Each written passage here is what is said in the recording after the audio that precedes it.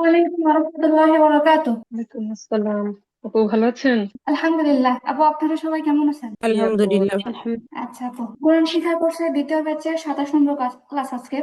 বিসমিল্লাহির আট রহমানির রহিম। জি আপু। আট হ্যালো। হ্যালো। নূর নাহার আপু, আমি আপনার কথা শুনতে না পাচ্ছি না। আপু, না না না আপু, আজকে 28 না, ও 28 নম্বর ক্লাস। আচ্ছা, এটা মনে হয় আমার মনে হয় অ্যাডমিন একটা গ্যাঞ্জাম লাগেছে, মাঝখানে 24 নম্বর ক্লাসের সংখ্যাই দেবে। ওটা মনে হয় 25 আচ্ছা বানায় দিছিল। আচ্ছা, যাই হোক। আচ্ছা। আচ্ছা, বিসমিল্লাহির রহমানির রহিম। আমাদের আলোচনা চলতেছিল হচ্ছে লক্ষ্য সম্পর্কে। এর আগে আমাদের পড়া হচ্ছে, কি পড়া হচ্ছে দেখি। আচ্ছা, এর আগে পড়া হচ্ছে সাক্তা সম্পর্কে এবং হচ্ছে লাহান সম্পর্কে। তো সাক্তা সম্পর্কে কথাগুলো কি ছিল? সাক্তা কাকে বলে? সাক্তা হচ্ছে মূলত চিহ্নটাকে বলে, সিন কাফ তাহা, এটা বলে। আর সাক্তা করার নিয়ম হচ্ছে কি, দুই শব্দের মাঝখানে একটা মুহূর্তের জন্য আওয়াজ বন্ধ করে শ্বাস জারি রেখে পড়া। আচ্ছা, এরপরে কোরআনে কারিমের মধ্যে সাক্তা কয়বার আসছে? মোট 8 বার আসছে, কিন্তু এই আটটা। হুম, আটবারের চারবার। মধ্যে, হ্যাঁ, 8বারের মধ্যে আমরা হচ্ছে শুধুমাত্র 4 জায়গায় সাক্তা করব। কারণ আমরা হচ্ছে যে কিরাত অনুসরণ করি সেখানে শুধুমাত্র 4 জায়গায় সাক্তা করার নিয়ম। এখন 4 জায়গাটা কোনটা? একটা হচ্ছে সূরা কাহাফ, দ্বিতীয় সূরা ইয়াসিন, তৃতীয় সূরা কিয়ামা এবং চতুর্থ সূরা মুতাফফিফিন। শুধুমাত্র সূরার নামগুলো খেয়াল থাকলে আমাদের পড়ার মধ্যে বিভ্রান্ত হব না। আচ্ছা, তাহলে উচ্চারণগুলো আমার সাথে আরেকবার আপনারা পড়বেন।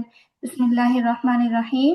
ওয়ালাম ইয়াজআল লাহু ইওয়াজা কাইয়িমা। অলাম অলাম ইয়াজআল্লাহু ইওয়াজান ইমাম। বাকিরা পড়েন তো। ولم يجعل লাম له ইয়াজআল্লাহু ইওয়াজা عوجا قيما কাইয়্যিমা। আচ্ছা, ইওয়াজা কাইয়িমান। ইওয়াজা ইমাম। ইওয়াজা প্রথমে একটা টান হবে। قيما হ্যাঁ, রিওয়াজা বলে প্রথমে একটা টান হবে, টান দেওয়ার পরে হচ্ছে মূলত থাকতে হবে। রিওয়াজা কাইয়িমান। عوجا ইওয়াজা ইমাম। কাইয়িমান। কাইয়িমান।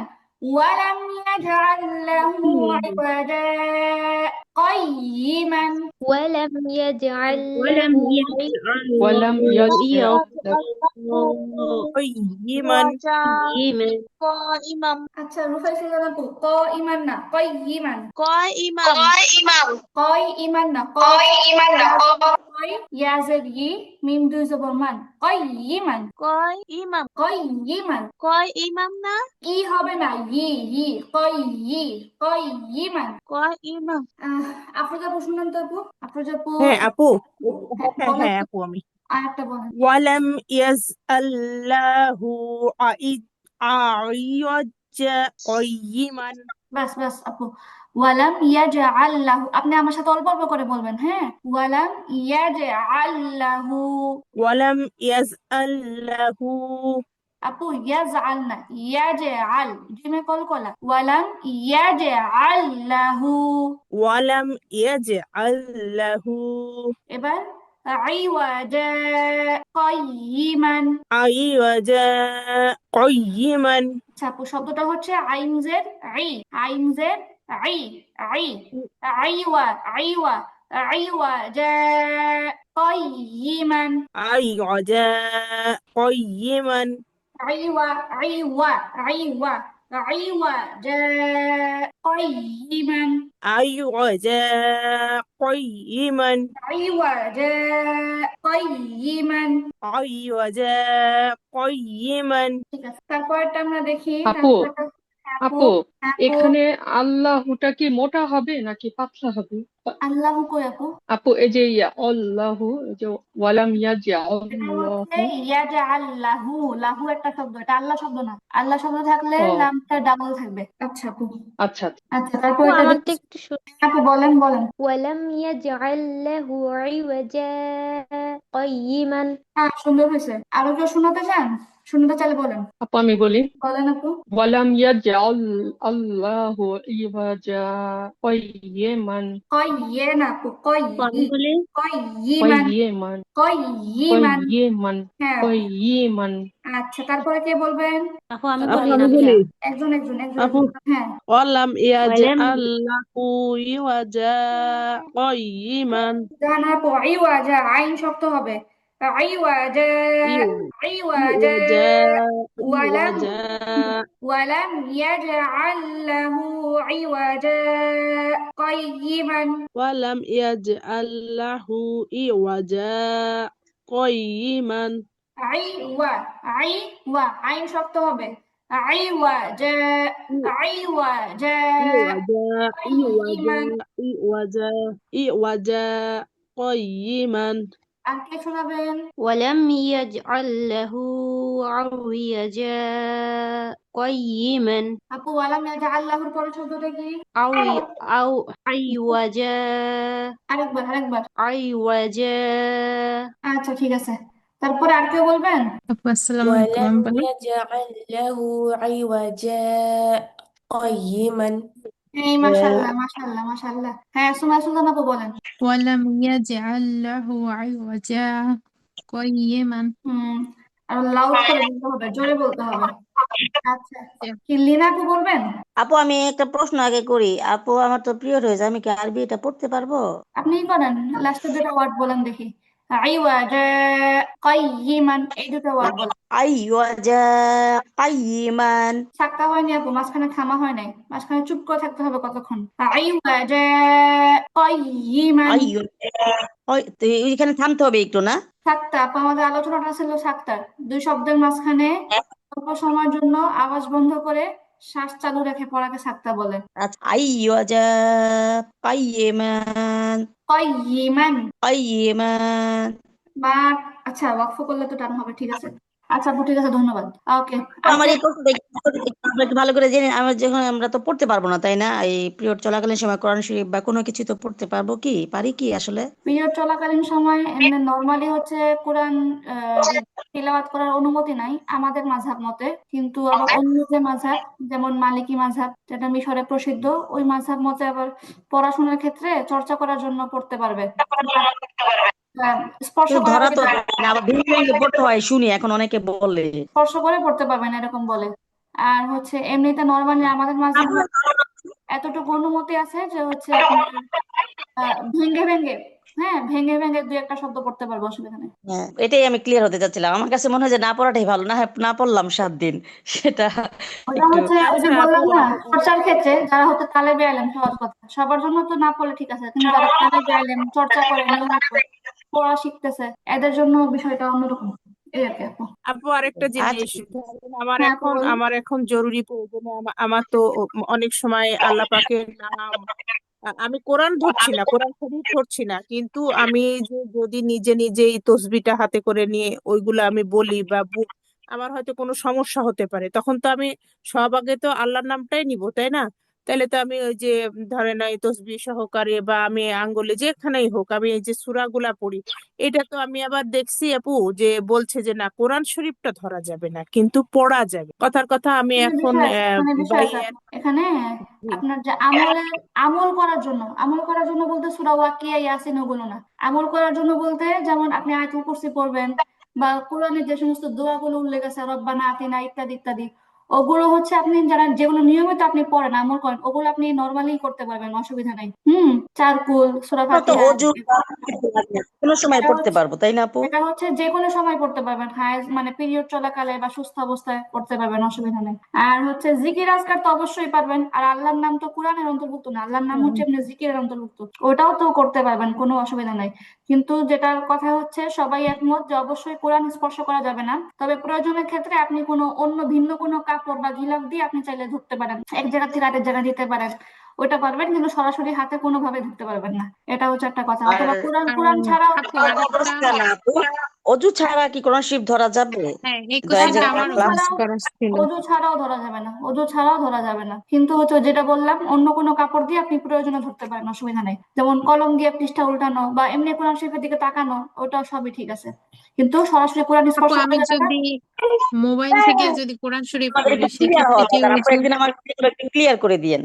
মোবাইল থেকে থাকাটা কি জরুরি হ্যাঁ মোবাইলের ক্ষেত্রে তো আলেম ওলামারা অনুমতি দেয় বলে মোবাইলের স্ক্রিনে ওটা সমস্যা না ওটার মতো স্ক্রিন টাচ করা হচ্ছে আয়াতে স্পর্শ করা হচ্ছে না তারা বলে যে মোবাইলের স্ক্রিন থেকে বলে অসুবিধা নেই আর হচ্ছে নর্মালি কোনো কাগজ যেখানে ধরেন কোনো কাগজে বা কোনো কাপড়ে সরাসরি কোরআনের আয়াত লেখা আছে বা কোনো বইয়ের মানে প্রচ্ছদে সরাসরি টাচ প্রচ্ছদে সরাসরি কোরআনের আয়াত লেখা আছে, আপনি ওখানে সরাসরি টাচ করতে পারবেন না। তাহলে ওই ওই ওই পিরিয়ড চলাকালীন অবস্থায় তাহলে আমি হচ্ছে মোবাইল দেখেও আমি কোনো সূরা পড়তে পারবো না, মানে সূরা ইয়াসিন বা সূরা কিয়ামা, সূরা কাহফ এগুলো এগুলো হচ্ছে পড়তে পারবো না। এগুলো হচ্ছে আমাদের তিলাওয়াত, এগুলো হচ্ছে তিলাওয়াতের অনুমতি দেয় না। কিন্তু নর্মালি যেটা প্রয়োজনের ক্ষেত্রে, যেমন পিরিয়ড চলাকালে যেটা বললাম শরীর বন্ধ করার জন্য, তারপর নিয়মিত যে দোয়াগুলো আছে কোরআনের ওগুলো অনুমতি দেয়। মানে জিকির এগুলা করতে পারবো আর কি, দোয়া টোয়া এগুলা পড়তে পারবো। হ্যাঁ, এটা অবশ্যই বুঝতে পারবেন। পারছি, বুঝতে পারছি। এই আর কি আপু। আচ্ছা, আর যেটা বললাম একটু আগে যে হচ্ছে আহ, মাযহাব তো পুরো পৃথিবীতে 4টা, এর মধ্যে মালিকি মাযহাবের মধ্যে আপনার কোরআন চর্চা করার ক্ষেত্রে পড়ার অনুমতি দেয় ছোঁয়া ব্যতীত। আর হচ্ছে আমাদের মাযহাবে যদিও তিলাওয়াতের অনুমতি দেয় না, তারপরে প্রয়োজনে আপনি ভেঙে ভেঙে শব্দ উচ্চারণ করতে পারবেন, ওয়ার্ড বাই ওয়ার্ড পড়তে পারবেন ভেঙে ভেঙে, বিশেষ করে তালেবে ইলমের ক্ষেত্রে, যারা পড়া শিখতেছে এদের ক্ষেত্রে। আচ্ছা আচ্ছা, আপু, তাহলে আমার আর একটা প্রশ্ন থাকলো, তাহলে তাহলে যারা এই যে আরবি লাইনে পড়ছে বা আপনি ধরেন পড়ছেন, এই ক্ষেত্রে আমাদের দেশে এটা নিষেধ করছে আমাদের ওই সে ক্ষেত্রে, কিন্তু যখন আপনি বাইরে যাচ্ছেন আপনার ওই সূরা ইয়াসিন বা ওইটা পড়ারই ওইটাই ক্লাসে এখন পড়া আছে, সেই ক্ষেত্রে কি করা যাবে? আচ্ছা, এখন কথা হচ্ছে ধরেন আমার পরীক্ষা আছে, আমার এক্সাম আছে। হ্যাঁ, অনেক সময় হুম। যেমন আমাদের মাযহাবে অনেক সময় কোরআন লিখার অনুমতি দেয় না, কোরআনের আয়াত লিখার অনুমতি দেয় না হায়াত চলাকালে। কিন্তু আবার আমি জানি যে অন্য কোনো মাযহাবেও দলিল প্রমাণের ভিত্তিতে এই বিষয়টার অনুমতি আছে। তা আমার যখন পরীক্ষা থাকে, ধরেন আজকে আমার কোরআন পরীক্ষা, এখন আমার পিরিয়ড চলে, আমার জন্য তো তারা পরীক্ষা আগে পিছিয়ে দিবে, তাই না? তো এটা যেহেতু আমার এটা একটা ওজোর, তো সেই ক্ষেত্রে আমি হচ্ছে লিখি, কোরআনে আয়াত লিখি, আমাকে প্রশ্ন করলে আমাকে উত্তর দিতে হয়, এটা হচ্ছে প্রয়োজনের জন্য। আবার যেহেতু এক জায়গায় তারা দলিল মাফিক অনুমতি দেয়, তো আমি সেই ক্ষেত্রে আমার ওজোর বশত এটার অনুসরণ করি, এই আর কি। আর কোরআন ওই যে পড়াটা নিয়ে অনেক মতবিরোধ আছে, মূলত তুই তো না হ্যাঁ, কখনোই অনেক ইয়ে হচ্ছে, এর জন্য আমরা আমরা দ্বিধাদ্বন্দ্বে পড়ে যাই। হ্যাঁ, কোরআন পড়ার ক্ষেত্রে যেহেতু অনুমতি আছে, তো নর্মাল অবস্থায় পড়ি না, নর্মাল অবস্থায় পড়বে না, যেহেতু এটা একটা জটিল মশলা। কিন্তু যখন বিশেষ প্রয়োজন হয়, আপনার পরীক্ষার তারিখ পড়ে গেছে বা আপনার কিছু একটা পড়ে গেছে, তো ওই ক্ষেত্রে যেহেতু আবার এই বিষয়টা মতবিরোধ যোগ্য, কিছুটা শিথিলতাও আছে, তো প্রয়োজন ছাড়া না পড়াই ভালো। হ্যাঁ হ্যাঁ, এটাই আমি আমি মনে করি যে পড়লাম না 7 দিন, সেটাই বেটার। ওইটাই। আচ্ছা, ঠিক আছে। তারপরে সূরা ইয়াসিনের 52 নম্বর আয়াত, বিসমিল্লাহ। মান বা'আসানা মিন মারকাদিনা هذا ما وعد الرحمن من بعثنا من مرقدنا وأنزلنا مرقدنا هذا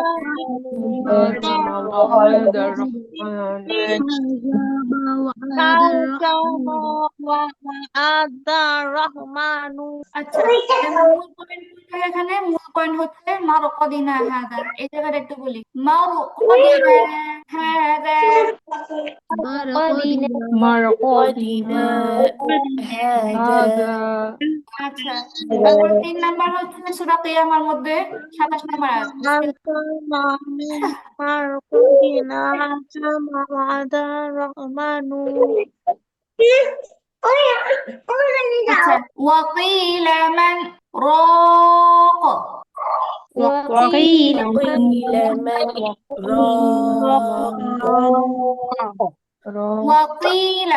وقيل من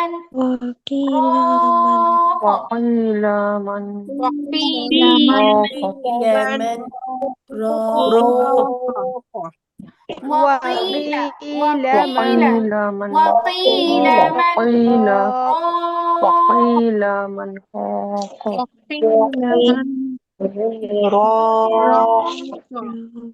আচ্ছা, তারপরে হচ্ছে 4 নম্বর সূরা মুতাফিফিনের 14 নম্বর আয়াত, বিসমিল্লাহ। কাল্লা বাল রানা আলা কুলুবিহিম, كلا بل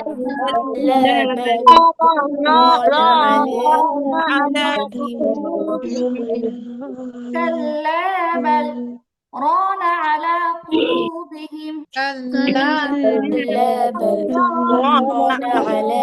ران على قلوبهم আচ্ছা, ওগুলো 7টা। তারপরে হচ্ছে লাহান বিবরণ পড়ছিলাম, এটা তো হচ্ছে একদমই একটা পয়েন্ট ছিল। লাহান দুই প্রকার, কি কি? লাহানে জলি, লাহানে খফি। লাহানে জলি মানে হচ্ছে বড় ভুল, যার কারণে অর্থ পরিবর্তন হয়ে যায় এবং গুনাহ হয়। লাহানে খফি হচ্ছে ছোট ভুল, যার কারণে অর্থ পরিবর্তন হয় না, গুনাহও হয় না, বাট পড়ার সৌন্দর্যটা কমে যায়। আচ্ছা, আর লাহানে জলি জমি কয় প্রকার ছিল? 6 প্রকার ছিল।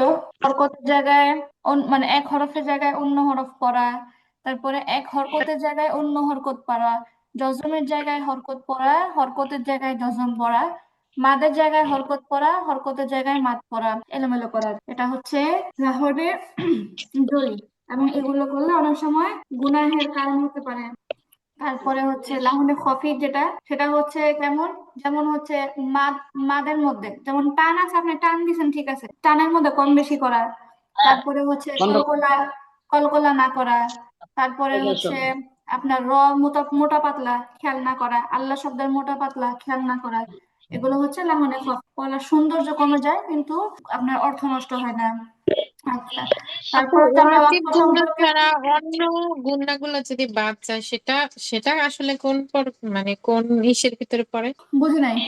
গুন্না তো মানে আমাদের ওয়াজিব, মানে ওয়াজিব গুন্না তো ওয়াজিব, এটা তো আসলে এই হবে না, বাদ দেওয়া যাবে না। কিন্তু অন্য গুন্না যদি কখনো বাদ যায়, সেক্ষেত্রে এটা কি বড় ভুল হবে নাকি সৌন্দর্য না, নষ্ট হয়ে গুণনার যাবে? ক্ষেত্রে, গুণনার ক্ষেত্রে গুণনাটা লাহনে খফির অন্তর্ভুক্ত। হুম আচ্ছা ঠিক আছে, ঠিক আছে। হুম। তারপরে এখন হচ্ছে, এটা গত ক্লাসে পড়া ছিল যে যদি আমি যে শব্দ ওয়াকফ করব, ওই শব্দের লাস্টে যদি মাদ থাকে, টান থাকে, তাহলে আমাকে কিভাবে ওয়াকফ করতে হবে? তো তখন বলা হয়েছে তখন টান দিয়ে ওয়াকফ করতে হবে, একালিফ টেনে আমাকে সেখানে ওয়াকফ করতে হবে।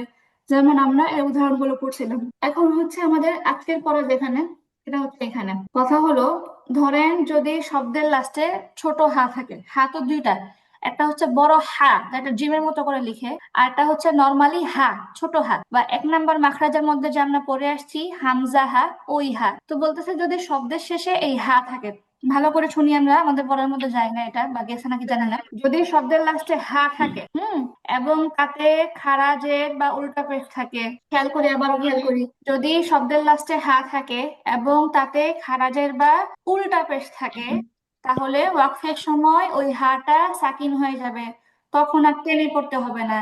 এটা শুধু হায়ের ক্ষেত্রে এই নিয়মটা। যদি শব্দের লাস্টে ছোট হা থাকে এবং ওই হায়ের মধ্যে যদি আপনার খারাজের থাকে অথবা উল্টা পেশ থাকে, তাহলে সেখানে আপনি যদি ওয়াকফ করেন তাহলে টেনে ওয়াকফ করতে পারবেন না।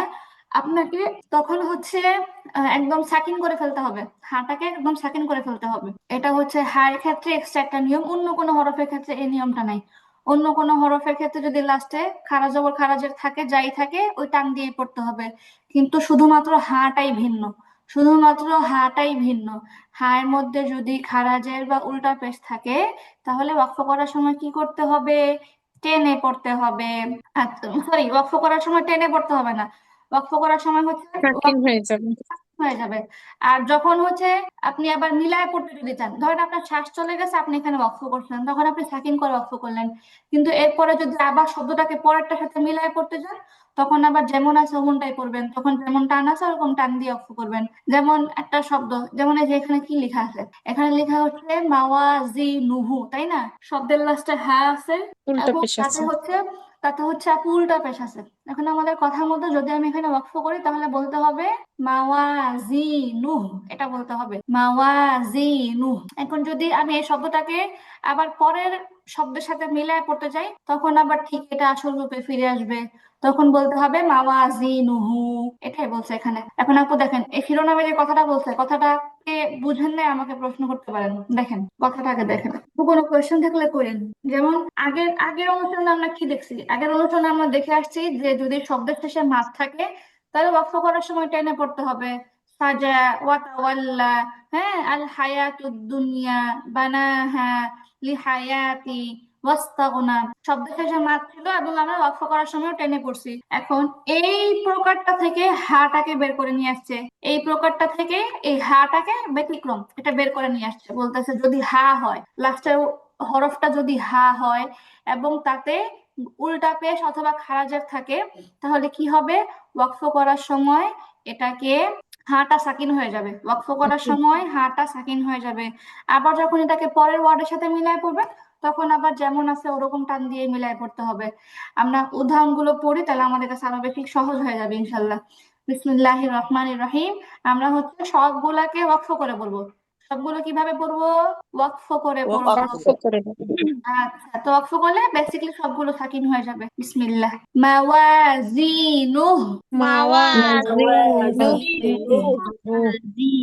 মাওয়াজিনুহ, মাওয়াজিনুহ, যাকারহ, যাকারহ, যাকারহ। যাকারহ, আচ্ছা, ওয়ামরাআতুহ, ওয়ামরাআতুহ, ছোট হ্যাঁ, ওয়ামরাআতুহ, ওয়ামরাআতুহ। ওয়ামরাআতুহ, মাশাআল্লাহ। তারপরে ইয়ারাহু, ওয়াকফ করলে কি হবে? ইয়ারাহ। ওয়াকফ করলে কি হবে? ইয়ারাহ, আচ্ছা, ইয়ারাহ। শারমিন আপুকে আমাকে শুনতে পাচ্ছেন? আসসালামু আলাইকুম আপু। ওয়ালাইকুম আসসালাম আপু, কেমন আছেন? আছি আপু, আলহামদুলিল্লাহ ভালো। আপনি কেমন আছেন? আলহামদুলিল্লাহ, আপনাকে তো অনেক দিন পরে দেখতে পাচ্ছি। কি খবর আপু, সুস্থ জি আছেন? আপু, আছি আপু ভালো। আমার আপু ফোন নষ্ট হয়ে গেছিল। ও, ইন্নালিল্লাহ। আপু করতে পারতেন তো, ফোন নষ্ট হয়ে গেলেও তো বাসায় অন্য কারো ফোন দিয়ে তো কানেক্ট হতে পারতেন। কানেক্ট হয়েছে আপু, তারপর আমি ক্লাস করতে পারি না। ওই যে গুগল মিট সব ফোন থেকে তো এলাও করতেছে না। আমি ও, কয়েকবার মানে নাম্বার চেঞ্জ করে করে এড হয়েছি, তারপর আমি ক্লাস করতে পারিনি। ওহো, তো মুশকিল। আচ্ছা আপু, বিসমিল্লাহ। তারপরটা কি হবে? ওয়াস্তাগফারহ, واستغفره ওয়াস্তাগফারহ, واستغفره আস্তাগফারহ, ওয়াস্তাগফারহ। واستغفره আচ্ছা, মাশাআল্লাহ। তারপরে আখলাদা, أخلد أخلد লাদা, আখলাদা, আখলাদা। أخلد فأقبره، فأقبره فأقبره، فأقبره فأقبره। فأقبره হামজাটাকে না সুন্দর করে বলতে হবে। فأقبره، فأقبره। فأقبره হামজাটা একটু দুর্বল শোনা যায়, হ্যাঁ, দুর্বল শোনালে বেশি সুন্দর লাগে না, একদম টান টান শুনতে হবে। فأقبره ফা আ ফা আ ফা فأقبره আচ্ছা, মাশাআল্লাহ। তারপরে আনশারহ, أنشره এটা হচ্ছে নুন সাকিনে ইকফা, আর শিন হচ্ছে 10 হরফের এক হরফ, গুণাটা পাতলা হবে। আনশারহ। আচ্ছা, আমারহ, طعامه। آمين এইবার এইখানে একটু ফোকাস করি। এখানে যেটা হচ্ছে, এখানে অবশ্যই হা গুলো সাকিন হবে, এটা তো ঠিক আছে, কথা ঠিক আছে, কিন্তু আমরা দেখতে পাচ্ছি এখানে এই হায়ের আগে একটা ইয়া আছে, মানে জেরের বাম পাশে যজমওয়ালা ইয়া হচ্ছে মাদের হরফ, তাই না? আর সরি, মাদের হরফের পরের হরফে যদি ওয়াকফ হয়, তাহলে কি করতে হয়? 3 আলিফ টেনে পড়তে হয়। এটাকে মাদ্দে আরজি বলে। তাহলে এখানে একে তো হা গুলো সব সাকিন হবে, ঠিক আছে, কিন্তু তার আগে মাদের হরফ হওয়ার কারণে এটা মাদ্দে আরজিও হবে, ঠিক আছে? আমরা 3 আলিফ টেনে তারপরে হাটাকে সাকিন করব। আচ্ছা, আখি,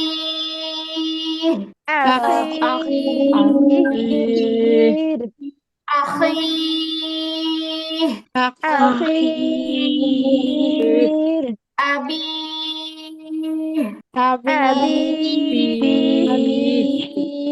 বানি,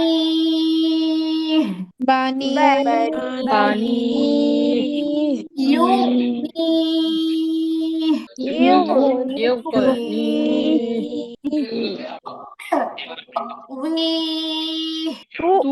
উই, ইউজি,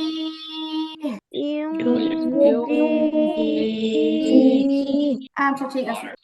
এইবার এই কথাটা আমাদের আগের একটা কথা, অলরেডি এই কথাটা প্র্যাকটিস হয়ে গেছে, কিন্তু নিয়মটা দেখেন, কোন আয়াতের মাঝে যদি আলিফ লাম যুক্ত শব্দ থাকে, শব্দ থেকে মিলিয়ে পড়তে হয়। মানে ওই যে যেটা আমাদের নুনে কুতুর আলোচনার মধ্যে অলরেডি পড়ছিলাম, যে কোনো আপনি একটা আয়াতের মাঝখানে একটা শব্দ আপনি থামলেন, একটা শব্দে থামলেন, এখন যখন আপনি ওই শব্দ থেকে আবার শুরু করতে যাবেন, আপনি দেখতেছেন ওই শব্দটা হচ্ছে আলিফ লাম যুক্ত, শেষ করার সময়। শুরুতে আলিফ আছে, তাহলে কি করতে হবে? ওই শব্দ থেকে মিলিয়ে পড়লে আলিফটাতে জবর দিয়ে পড়তে হবে। আলিফটাতে কি দিয়ে পড়তে হবে?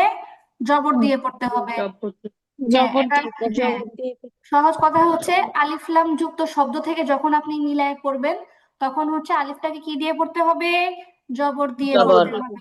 জবর দিয়ে পড়তে হবে। আচ্ছা, ঠিক আছে। এবার আমরা দেখতেছি, এবার হচ্ছে একটা সুন্দর জিনিস পড়বো, একটা সুন্দর টানকমো জিনিস পড়বো, এটা হচ্ছে ওয়াকফে মুআনাকা। আপনারা অনেক সময় পড়ার মধ্যে দেখবেন যারা আগেও দেখছেন অথবা সামনে দেখবেন, কোরআন শরীফের বিভিন্ন জায়গায় ছোট ছোট ফুটা থাকে, পড়ার মাঝখানে ছোট ছোট ফুটা থাকে, আপনার 3 ফোঁটা এরকম একটা জায়গায় 2বার থাকে। আপনার যে জায়গায় থাকবে 3 ফোঁটা, আপনি দেখবেন পাশাপাশি 2টা জায়গায় আছে, হয়তো একই লাইনে আছে অথবা আগে পরে আছে, কিন্তু থাকবে অবশ্যই 2টা, মানে 2বার হচ্ছে 3 ফোঁটা থাকবে। তো এটা হচ্ছে সংজ্ঞাটা হচ্ছে এরকম, 3 3 6 ফোঁটা ওয়াকফে মুআনাকা, এক শব্দে থামলে অন্য শব্দে থামতে মানা। 3 3 6 ফোঁটা, এই বলে শব্দটা বলার দরকার নেই, তাহলে আপনাদের সঙ্গে সঙ্গে মুখস্থ হয়ে যাবে। 3 3 6 ফোঁটা ওয়াকফে মুআনাকা, এক শব্দে থামলে অন্য শব্দে থামতে মানা। এই কথাটার মধ্যে মুআনাকার পরিচয় আসছে এবং তার পড়ার নিয়মটাও চলে আসছে। মুআনাকার পরিচয় কি? পরিচয়টাই হচ্ছে 3 3 6টা ফোঁটা, এটাই হচ্ছে মুআনাকার পরিচয়, এটাকেই বলা হয় মুআনাকা। আর পড়ার নিয়ম কি? পড়ার নিয়ম হচ্ছে এক শব্দে থামলে অন্য শব্দে থামতে মানা। মানে যেহেতু মুআনাকাটা পাশাপাশি 2 জায়গায় আসে, এই 2 জায়গার যে কোনো একটার মধ্যে হচ্ছে আপনি থামবেন, আরেকটার মধ্যে হচ্ছে আপনাকে মিলায় করতে হবে। এখন আপনার ইচ্ছা, আপনি আগে থামবেন পরে মিলাবেন, আগে মিলায় পড়বেন পরে থামবেন, কিন্তু আপনি একই সঙ্গে 2টাতে থামতে পারবেন না, একই সঙ্গে 2টা মিলায় পড়তে পারবেন না। এটা হচ্ছে এই মুআনাকার বৈশিষ্ট্য। 2টা একরকম হওয়া যাবে না, বিভিন্ন রকম হতে হবে। একটা মিলায় পড়তে হবে, একটা থামতে হবে। এখন আগে পরে এটা আপনার ইচ্ছা। তাহলে কি বলতেছে, আপনারা নিজে নিজে কথাটা পড়েন দেখি, তাহলে হয়ে যাবে এটা। 3 3 6 ফোঁটা ওয়াকফে মুআনাকা, এক জায়গায় থামলে অন্য জায়গায় থামতে মানা, বা এক শব্দে থামলে মানা অন্য শব্দে থামতে মানা। থামতে মানা। ও এটা সূরা কদরে আছে, তারপরে হ্যাঁ, সূরা সূরা দুখানে নুরুন্নাহার আপু দুখানে কোরআন আছে। পড়ে নিয়মিত, আপু অনেক কিছু বলতে পারে, মাশাআল্লাহ। কথা হচ্ছে কোথায়? আচ্ছা আপু, তাহলে হচ্ছে আপু আমরা দেখি আপু।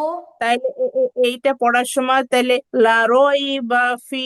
আচ্ছা, তাই না? এটা হচ্ছে সূরা বাকারার মধ্যে আছে, সূরা ফাতিহার পরের পৃষ্ঠায়। যেমন যেমন লা রাইবা এখানেও 3 ফোঁটা আসছে, ফিহি এখানেও 3 ফোঁটা আসছে। এখন আমরা যে কোনো এক জায়গায় থামবো, ধরেন আমরা প্রথমটাতে থামলাম, হ্যাঁ, লা রাইবে, এখানে যদি থামি অবশ্যই পরেরটা মিলায় করতে হবে, তখন বলতে হবে ফিহি হুদাল লিল মুত্তাকিন। আর যদি প্রথমটা মিলায় পড়ি তাহলে অবশ্যই পরেরটায় থামতে হবে, তখন কি বলতে হবে? লা রাইবা ফিহ হুদাল লিল মুত্তাকিন। এই হচ্ছে অবস্থা। কিন্তু আপনি একই সাথে 2টাতে থামতে পারবেন না, একই সাথে 2টা মিলায় পড়তে পারবেন না, এইটা হচ্ছে কথা। তাহলে এবার দেখি আমরা পড়াটা শুরু করি। 3 3 6 ফোঁটা ওয়াকফে মুআনাকা, এক জায়গায় থামলে অন্য জায়গায় থামতে মানা। আচ্ছা, এখন বলতেছে কোরআনে কারিমের মধ্যে মোট 18 জায়গায় ওয়াকফে মুআনাকা পাওয়া যায়। আচ্ছা, এবার পাশাপাশি 2 জায়গায় এরকম একটা ডট চিহ্ন থাকবে, 3 ডট চিহ্ন থাকবে, যে কোনো একটাতে থামতে হবে, অন্যটাতে মিলায় পড়তে হবে। আগে পরে আমার ক্ষেত্রে ইচ্ছাধিকার আছে, যেটা বললাম মাত্রই, আপনি যেখানে ইচ্ছা থামবেন, যেখানে ইচ্ছা মিলাবেন, আগে পরে এটা আপনার ইচ্ছা। তাহলে আমরা প্র্যাকটিস করি, আমরা হচ্ছে 2 ভাবে প্র্যাকটিস করবো, ঠিক আছে? বিসমিল্লাহ, এটা আবার বলি। প্রথমে হচ্ছে, আচ্ছা দেখি পড়ি তাহলে, বিসমিল্লাহ। লা রাইবা ফিহ, لا ريب لا ريب রাইবা ফিহ, জোরে জোরে, লা রাইবা লা ফিহ। না لا রাইবা ريب ফিহ, فيه هدى للمتقين এই মাশাআল্লাহ, হুদাল লিল মুত্তাকিন। هدى هدى হুদাল লিল মুত্তাকিন। মুত্তাকিন, আচ্ছা, للمتقين এবার উল্টা করে পড়ি, লা রাইবে। লা لا লা ريب রাইব, এটা আচ্ছা, রইব এটা কি মাদ হবে অক্ষ করলে? মাদে আর জি আপু, আপু لين মাদের লিন হবে, লিন। লিন, হবে ও এখানে রাইট। জবরের ডান পাশে যজমালা লিনের ইয়ে হরফ, লিনের হরফের পরের হরফে অক্ষ করলে একালিফ টান হয়, ঠিক আছে? একালিফ। হ্যাঁ, লা রাইব লা لا রইব لا ريب ريب ফীহি হুদাল লিল মুত্তাকিন। فيه هدى هدى للمتقين للمتقين আচ্ছা, এবার পরেরটা দেখি। পরেরটা হচ্ছে সূরা কদরের আয়াত। আচ্ছা, মিন কুল্লি আমরিন সালাম। من كل أمر سلام সুন্দর করে, হ্যাঁ সুন্দর করে। এই সালামুন শব্দটা ওয়াকফ করলে কি মাদ হবে? مد عرجي মাশাআল্লাহ, মাদ سلام দারজি, মাশাআল্লাহ। হ্যাঁ, আলিফটা হচ্ছে তখন মাদের হরফ হয়ে যাবে। মাদের হরফের পরের হরফে ওয়াকফ করলে তিন আলিফ টান হবে, মাদ দারজি। মাশাআল্লাহ। মিয়ে কুল্লি ইকফার গুন্না। তারপরে আমরিয়ে তানমিনের পরে সিন আসছে, এটা হচ্ছে কি ইকফার গুন্না। ঠিক আছে, মিয়ে কুল্লি আমরিয়ে সালাম।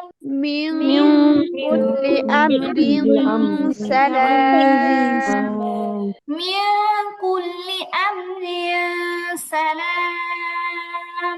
من من كل أمر كل أمر سلام سلام আচ্ছা, هي حتى مطلع الفجر. هي حتى مطلع الفجر. هي هي حتى حتى مطلع الفجر الفجر আচ্ছা, ফাজর শব্দটা দেখেন, হ্যাঁ আমরা ওয়াকফ করে পড়ছি। এখানে কিন্তু একটা রয়ের মশলা আছে, সেটা কি এই র ওয়াকফের কারণে সাকিন হয়, এবং তার আগে যদি ইয়া ব্যতীত অন্য হরফ সাকিন থাকে এবং তার আগে যদি জবর বা পেশ থাকে, তাহলে ওই রটা মোটা করে পড়তে হয়। এই কারণে আমাদের এই রটা মোটা হবে। উচ্চারণটা হবে ফাজর। ফাজর উচ্চারণটা কি হবে? فجر মোটা হবে, র মোটা হবে, পুরো সরাসরি জবর হবে না, জবরের মতো হবে। ঠিক আছে, মোটা করতে গিয়ে আবার সরাসরি জবর বানায় ফেললে হবে না। হিয়া হাত্তা মাতলাইল ফাজর। হিয়া হাত্তা মাতলাইল ফাজর। هي هي حتى حتى مطلع الفجر الفجر আবার হিয়া হাত্তা هي هي حتى حتى مطلع الفجر الفجر ফাজর। ফাজর فجر ফাজর فجر মাতলাইল فجر ফাজর। فجر مطلع الفجر الفجر আচ্ছা, এবার উল্টা করে পড়ি। মিন কুল্লি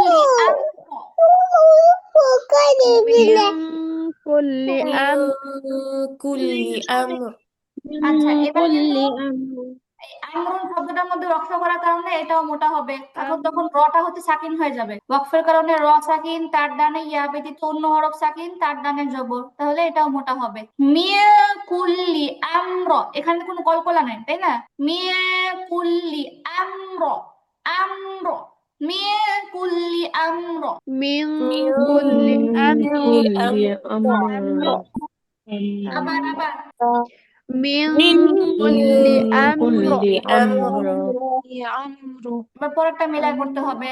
সালামুন, তানমিনের পরে হা আছে, ইজহার স্পষ্ট করে পড়তে হবে। সালামুন। সালামুন হিয়া হাত্তা মাতলাইল ফাজর। سلام هي سلام حتى هي مطلع الفجر مطلعil فجر. فجر. مطلعil فجر. مطلع الفجر আচ্ছা, মাশাআল্লাহ, ঠিক আছে। তো তারপরটা দেখি। আচ্ছা, ইল্লা আসহাবাল ইয়ামিনি ফি জান্নাত। إلا أصحاب اليمين في جنات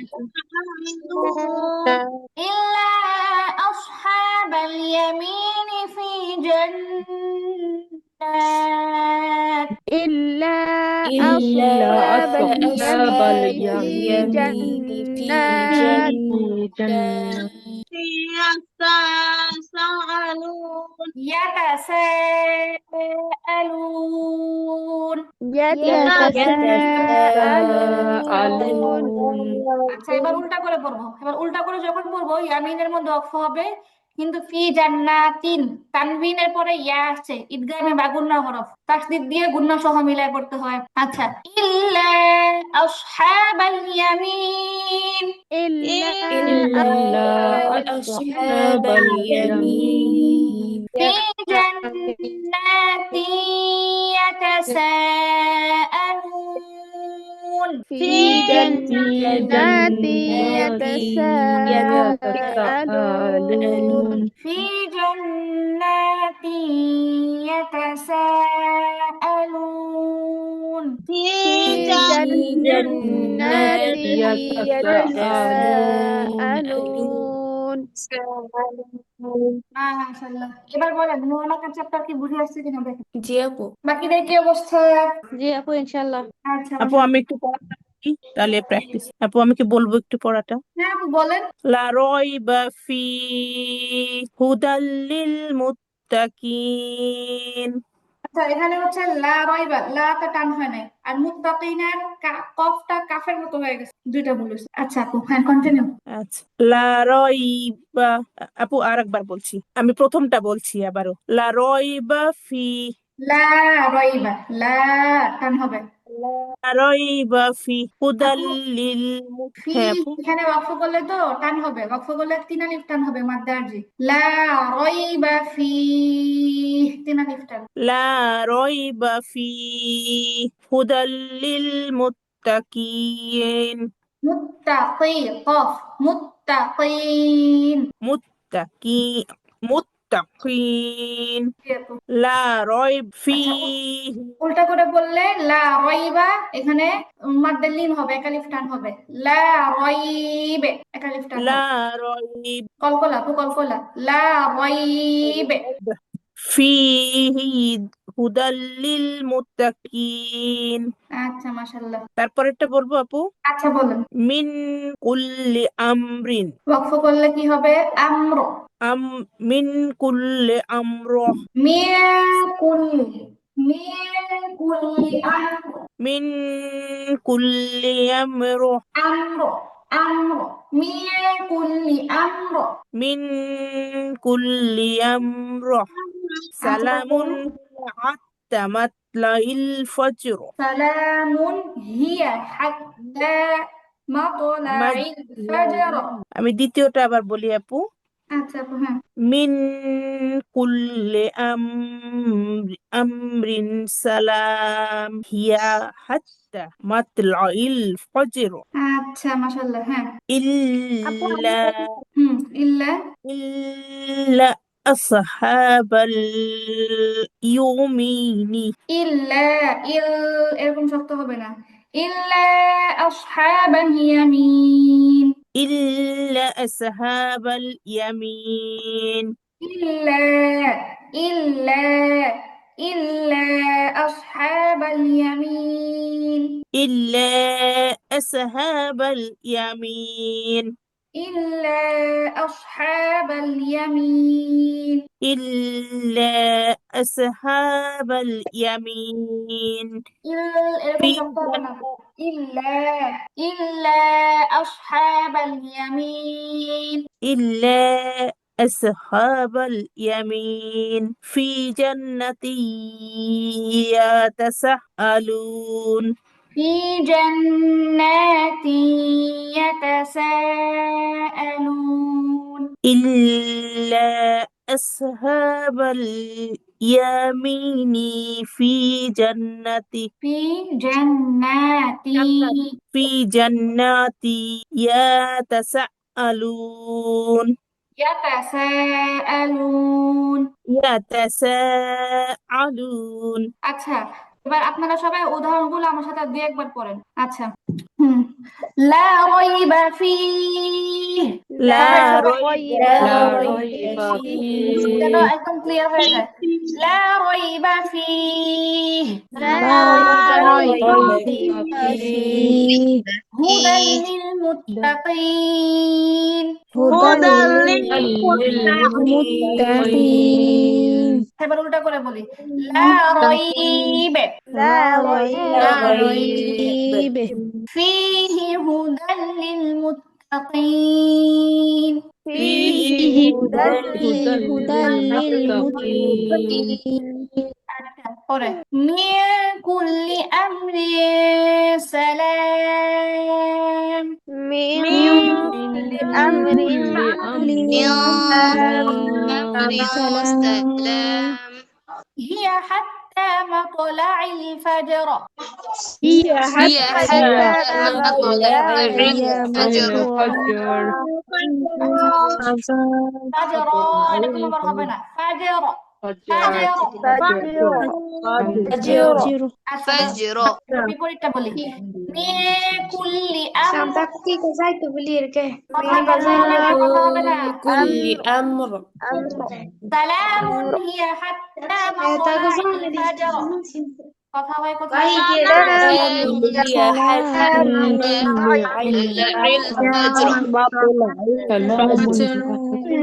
فجر فجر এখানে কথা গুনগুন করে রাখেন আপু কথা হচ্ছে কোথায়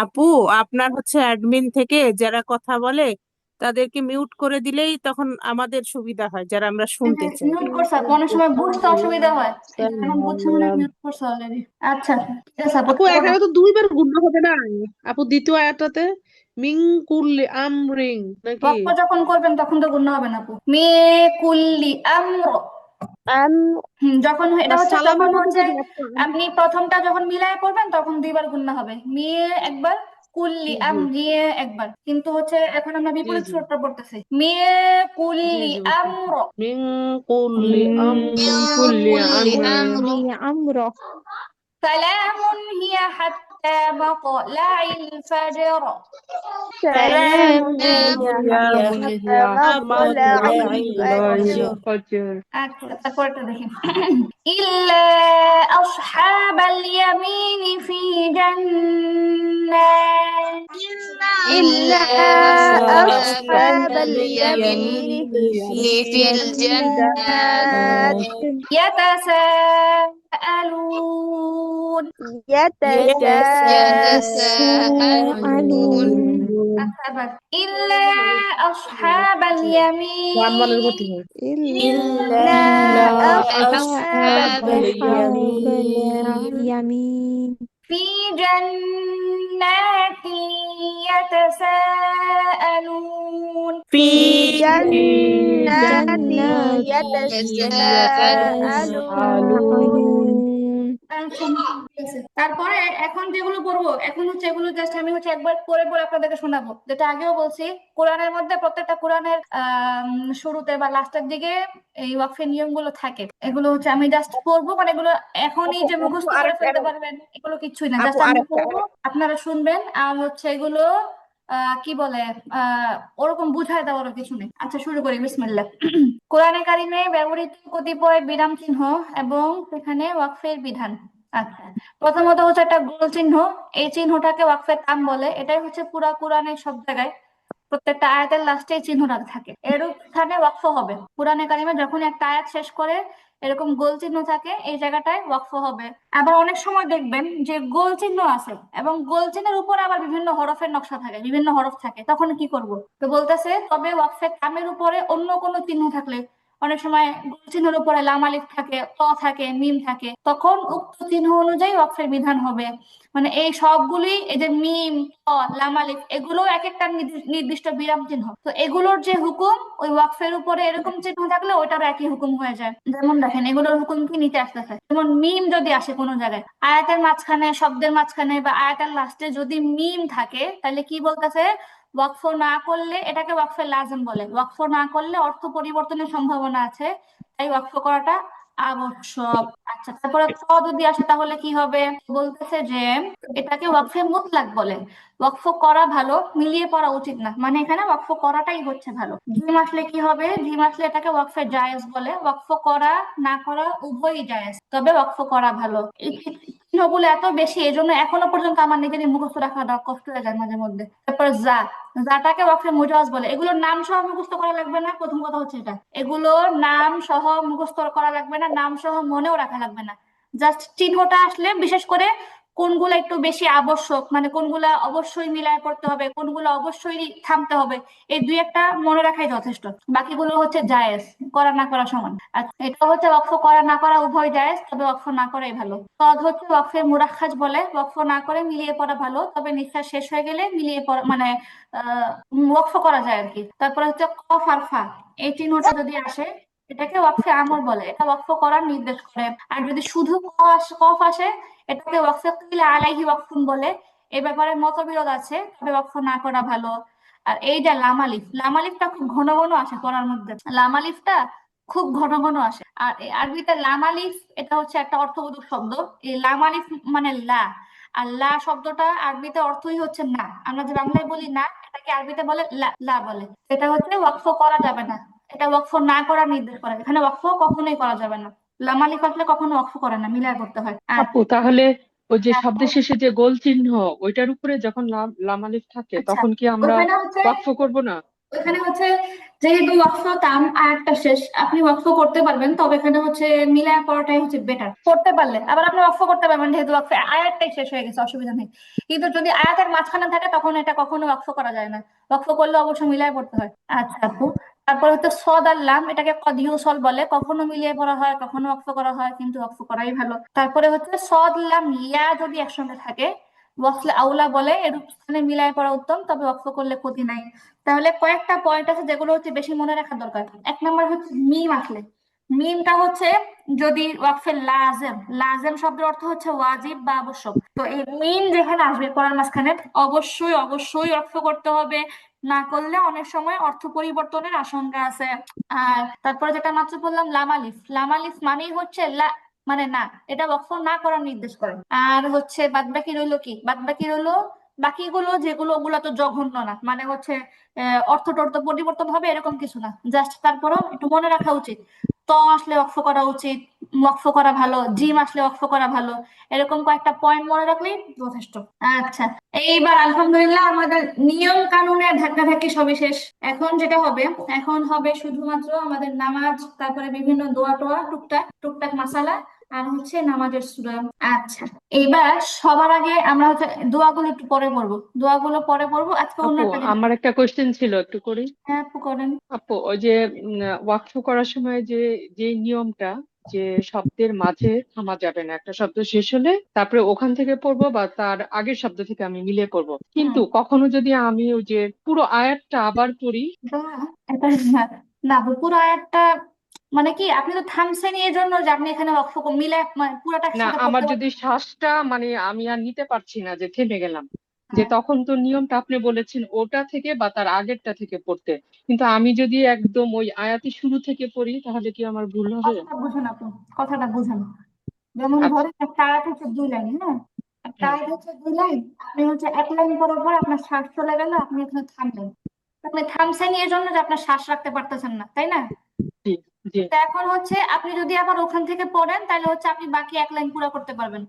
কিন্তু হুম। আপনি যেখানে থামলেনই, আপনি শ্বাস রাখতে পারতেছেন এই জন্য, তো আপনি যখন আবার শুরু হুম। থেকে পড়বেন তখন তো আপনি আবার এখানে এসে আপনি আটকে যাবেন, শ্বাস চলে যাবে, তাহলে কেমন হবে? এই আর কি। বুঝতে। আচ্ছা, আচ্ছা। তো হচ্ছে আমরা দোয়াগুলো একটু পরে পড়বো। এখন হচ্ছে আগে আমরা আজকে একটু মাসালাগুলো দেখবো, মাসালাগুলো ঝটঝট করে পড়া হয়ে যাবে এজন্য। আচ্ছা আপু, এটা হচ্ছে 25 নম্বর পাঠ। 25 নম্বর পাঠে হচ্ছে এক মাসালা, মানে একদম বেসিক যেগুলো নামাজ কালাম পড়তে লাগে শুধু অতটুকুই দেওয়া আছে, এখানে বেশি কিছু দেওয়া নেই। আচ্ছা, যেমন এই যে আমরা অজু করি না, প্রতিনিয়ত অজু করি নামাজের জন্য, পড়ার জন্য, এই অজুর বিধানটা কি, অজুর মধ্যে কি কি আবশ্যক, কি কি না করলেও চলে, এই বিষয়টা এখানে। 1 নাম্বার, অজুর ফরজ হচ্ছে 4টি। আর এই 4টি বিষয় হচ্ছে এমন, এগুলোর মধ্যে কোনো ধরনের কমতি গ্রহণযোগ্য না, কোনো ধরনের বিন্দু মাত্র কমতি এখানে গ্রহণযোগ্য না। 1 নাম্বার কি, 1 নাম্বার হচ্ছে সমস্ত মুখমণ্ডল একবার ধৌত করা, একবার অন্তত পুরাটা ভালো মতো ধৌত করা, এটা হচ্ছে ফরজ। তারপরে 2 নাম্বার হচ্ছে 2 হাত কনুই সহকারে একবার ধোয়া, দোনো হাত কনুই সহ অন্তত একবার সুন্দর করে ধোয়া, এটা হচ্ছে ফরজ। তারপরে 3 নাম্বার হচ্ছে মাথার 1/4 একবার মাসা করা, মাথার 4/1 অন্তত একবার মাসাহ করা, এটাকে ধোয়ার কথা বলে নাই, জাস্ট মাসাহ করা বলছে।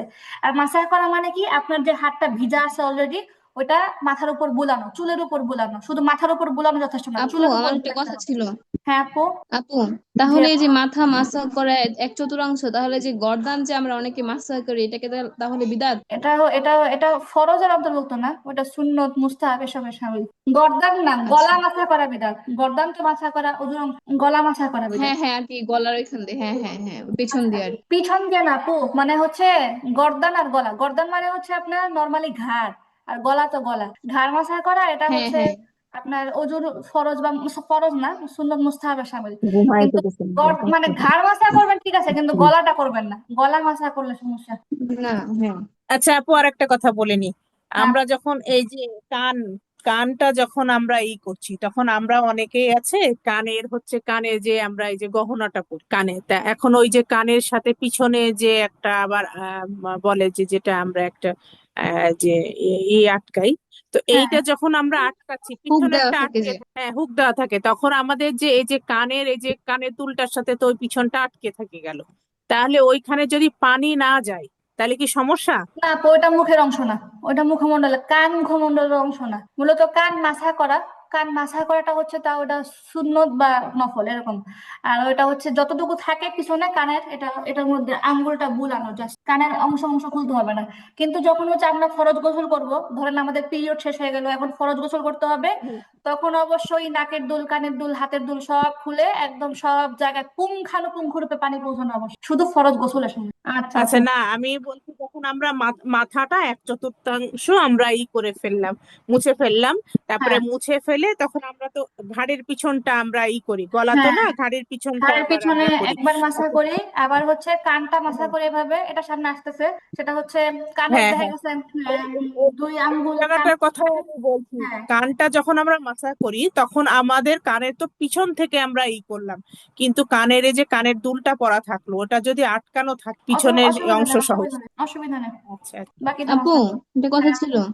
আপু এই যে হ্যাঁ এই যে কানের পর এই যে গলা হচ্ছে এই মাথা হচ্ছে এই যে এক চতুর্থাংশ একবার মাসা করার পরে যে গর্দান যে বললেন, তো ওইটা যে মাসা করে ওইটা কোন হাদিসে আছে, বা এটা সহি প্রমাণ যদি দলিল যদি একটু বলতেন তাহলে অনেক ভালো হতো, যে জানা থাকে আপনার তাহলে। আমি তো শুনছি এটা বেদাত। গলা মাসা করা বিদাত, গলার কথা কোনো জায়গায় নাই, গলা গর্দান না। আর আপনি যেহেতু হাদিস চাচ্ছেন আমি অবশ্যই দিব, কিন্তু ওগুলো যখন পরীক্ষা টরীক্ষা আসে তখন পড়া হয়তো আমার এখন জেহেনে নেই, এটা আপনাকে বের করে দিতে হবে, ইনশাআল্লাহ বের করে দেওয়া আমরা যাবে। যে আচ্ছা এই যে আপু। আপু, ওই যে আপু আমি গর্দানে ওই যে শায়েক মুছে ফেলি। আব্দুল্লাহ যে আছে, হ্যাঁ, হ্যাঁ উনি উনার ভিডিওটা আমি দেখেছিলাম আরো আগে। তখন উনি বলতেছিল যে ঘাটটা মাসা করা বিদআত, উনিও বলছে আবার এটা ঘাড় মাসা করা করা যাবে বিদাত। না। হ্যাঁ হ্যাঁ, শায়েক শায়েক আব্দুল্লাহ আহমদুল্লাহ যে এখন অনেক ও আচ্ছা আচ্ছা। ইয়া করে, আবার হচ্ছে উনাকে আপনার আমি সৌদির দেখেছিলাম। একজন অনেক প্রসিদ্ধ একজন আপনার হচ্ছে আলেম, উনি বলছে যে রাসূল সাল্লাল্লাহু আলাইহি সাল্লাম এমনটা করেননি, আমরা মানে এটা করতে পারবো না, এটা বেদাত হবে সালাফি মাযহাব আচ্ছা অনুযায়ী। আপু, এখন হচ্ছে যেহেতু এটা ইখতিলাফি মাযহাব তাই না, আবার এটা যেহেতু ফরজ ওয়াজিবের অংশ না, তো যদি কেউ বিদআত বলে কেউ বলে ঠিক আছে, তো এটা সতর্কতা বশত না করলে তো অসুবিধা নাই। এমন যদি হয়তো এটা ফরজ ওয়াজিবের জি মাসালা আপু। হইতো তখন এটা নিয়ে অনেক হ্যাঁ বাড়াবাড়ি করলে ফরজে। ঠিক ছিল, হুম। কিন্তু এটা যেহেতু ফরজ ওয়াজিবের আসলে কি বাইরে। আমি এটা করি না, এই জন্য আমি আপু আপনার কাছে হ্যাঁ, এটা এটা জানতে এটা যদি, চাইছি যে এটা যেহেতু কি এটা গুনাহ হচ্ছে ফরজ নাকি হচ্ছে না। ওয়াজিবের বাইরে তাই না, যেহেতু এটা ফরজ ওয়াজিবের বাইরে, আর দ্বন্দ্বটা হচ্ছে নফল নাকি আবার বেদাত, তো এই ক্ষেত্রে সতর্কতা বশত নফল করার চেয়ে বিদআত থেকে বাঁচাটা অনেক ভালো। নফল লিপ্ত আপু হওয়ার আমি চেয়ে না একজন করাটাই ভালো আসলে। বিদআত থেকে বাঁচাটা আপু অনেক আমি ভালো। একটা স্কলারেরই পড়ছিলাম, সেটা হচ্ছে আমাদের কোরআন শরীফের সাথে তো বিজ্ঞানের একটা সম্পৃক্ততা আছে। তা আমরা মানে বিদাতটা আমি পড়ি নাই কখনো, ওইখানে আমি যেটা জানলাম, আমরা যখন এই ঘাড়ের মানে গর্দানটা আমরা যখন মুছি, আমরা যে মাথা ইয়ে করে নিয়ে মাসাহ মাসাজ করে। করে নিয়ে আর গর্দানটা যখন আমরা মুছছি, এটা আলহামদুলিল্লাহ আল্লাহ পাকেরই আমাদের যে অনেক সময় এই যে কি বলবো ওটা বিপিটা হাই হয়ে যায় বা কিছু, এই যে মুসলাম তাতে এইটাতে আমাদের হচ্ছে মাথার এটা সঞ্চালনটা ভালো থাকে, এটা বিজ্ঞানের সাথে এটা আর কি আছে, সম্পৃক্ততা আছে। এখন আপু সমস্যা এখন হয়েছে কি, জানি না। রক্ত চলাচল ভালো স্কলারদের থাকে। মধ্যে বিভিন্ন মাসালা নিয়ে মতবিরোধ হয়, কারণ দেখা গেছে আল্লাহ রাসূল উনি তো মূলত ইসলামের প্রবর্তক ছিলেন তাই না, তো দেখা গেছে উনি এক এক সময় উনি তো জানতেন সীমারেখা কোনটার কতটুকু, তো যেটা হচ্ছে হালাল হারামের সীমারেখা, ফরজ ওয়াজিবের সীমারেখা, এসব অবশ্যই ইসলামে স্পষ্টভাবে বলা হয়েছে। কিন্তু এগুলোর বাইরে যে বিষয়গুলো আছে, কিছু বিষয় আছে স্বভাবের অন্তর্ভুক্ত, কিছু বিষয় আছে নর্মাল বিষয়, তো দেখা গেছে উনি এক এক সময় এক একটা কাজ একভাবে করছে। ধরেন এখানে আমরা পানি খাচ্ছি, হ্যাঁ, কথার কথা, পানিটা হয়তো পানির গ্লাসটা আমরা ধরতেছি এক এক সময় এক এক ভাবে আমরা পানির গ্লাসটা ধরলাম, মনে করেন। তো আল্লাহ রাসূল যে ছিল, উনি তো আমাদের জন্য শিক্ষক রূপে ছিল, তো উনিও তো একটা মানুষ ছিল, যতই হোক, উনি তো কোনো ফেরেশতা ছিল না। উনিও দেখা গেছে যেই কাজগুলো হচ্ছে ইসলামের কোনো সীমারেখার মধ্যে পড়ে না, এগুলো উনি এক এক সময় এক এক ভাবে করতেন। তো সাহাবীরা যেহেতু সর্বক্ষণ তাকে প্রত্যক্ষ করতেন, একদম মজবুত ভাবে, কঠিন ভাবে তাকে প্রত্যক্ষ করতেন শিক্ষার জন্য, তো দেখা গেছে এক এক সাহাবী এক এক সময় তাকে এক এক ভাবে দেখছেন, উনি ওইটাই হাদিস বর্ণনা করছেন, এবং তার থেকে যারা শুনছে তারা ওইটাই ফলো করছে। তো এই সমস্ত কারণে দেখা গেছে যে টুকটাক বিষয়গুলোর মধ্যে স্কলারদের মধ্যে অনেক ক্ষেত্রে মতবিরোধ দেখা যায়, উনি একটা বলছে, উনি একটা বলছে, উনি একটা বলছে। আর মতবিরোধ গুলো বিশেষ করে ওই সব মাসালার ক্ষেত্রে হয় যেগুলো আপনাদের ফরজ ওয়াজিব আর হালাল হারামের বাইরে, ঠিক আছে? মানে এই সমস্ত ফরজ ওয়াজিব হালাল হারামের মধ্যে কারো কোনো মতবিরোধ থাকে না সাধারণত, এগুলো একদম স্পষ্ট বিধান থাকে যেগুলো ইসলামের সীমা রাখে। আর এগুলোর মধ্যে টুকটাক যে মতবিরোধ থাকে, এটা মতবিরোধ হিসাবে আমাদেরকে নিতে হয়, যেটা আমরা যে প্রমাণটা আমাদের কাছে ভালো মনে হয় বা যার যুক্তিটা আমাদের কাছে ভালো মনে হয় ওইটাই। আর এই জন্যই হচ্ছে আমাদের বিশ্বের মধ্যে মাযহাবও চারটা। এই মাযহাব যে ইমাম চারজনই হচ্ছে প্রসিদ্ধ ইমাম, চারজনই গ্রহণযোগ্য ইমাম, কিন্তু হচ্ছে তারা প্রত্যেকটা মাসালা গবেষণা করে সবকিছু করে বের করছে। তো বলা হয়েছে যে যদি কেউ গবেষণা করে ইসলামের যে পয়েন্ট গুলো বের করে, গবেষণা যেহেতু সে করছে, সেও চেষ্টা করছে, তার নিয়ত খালেস ছিল, তো গবেষণা করার পরে যদি তার মাসালাটা সঠিক হয় তাহলে সে হচ্ছে দ্বিগুণ সওয়াব পাবে।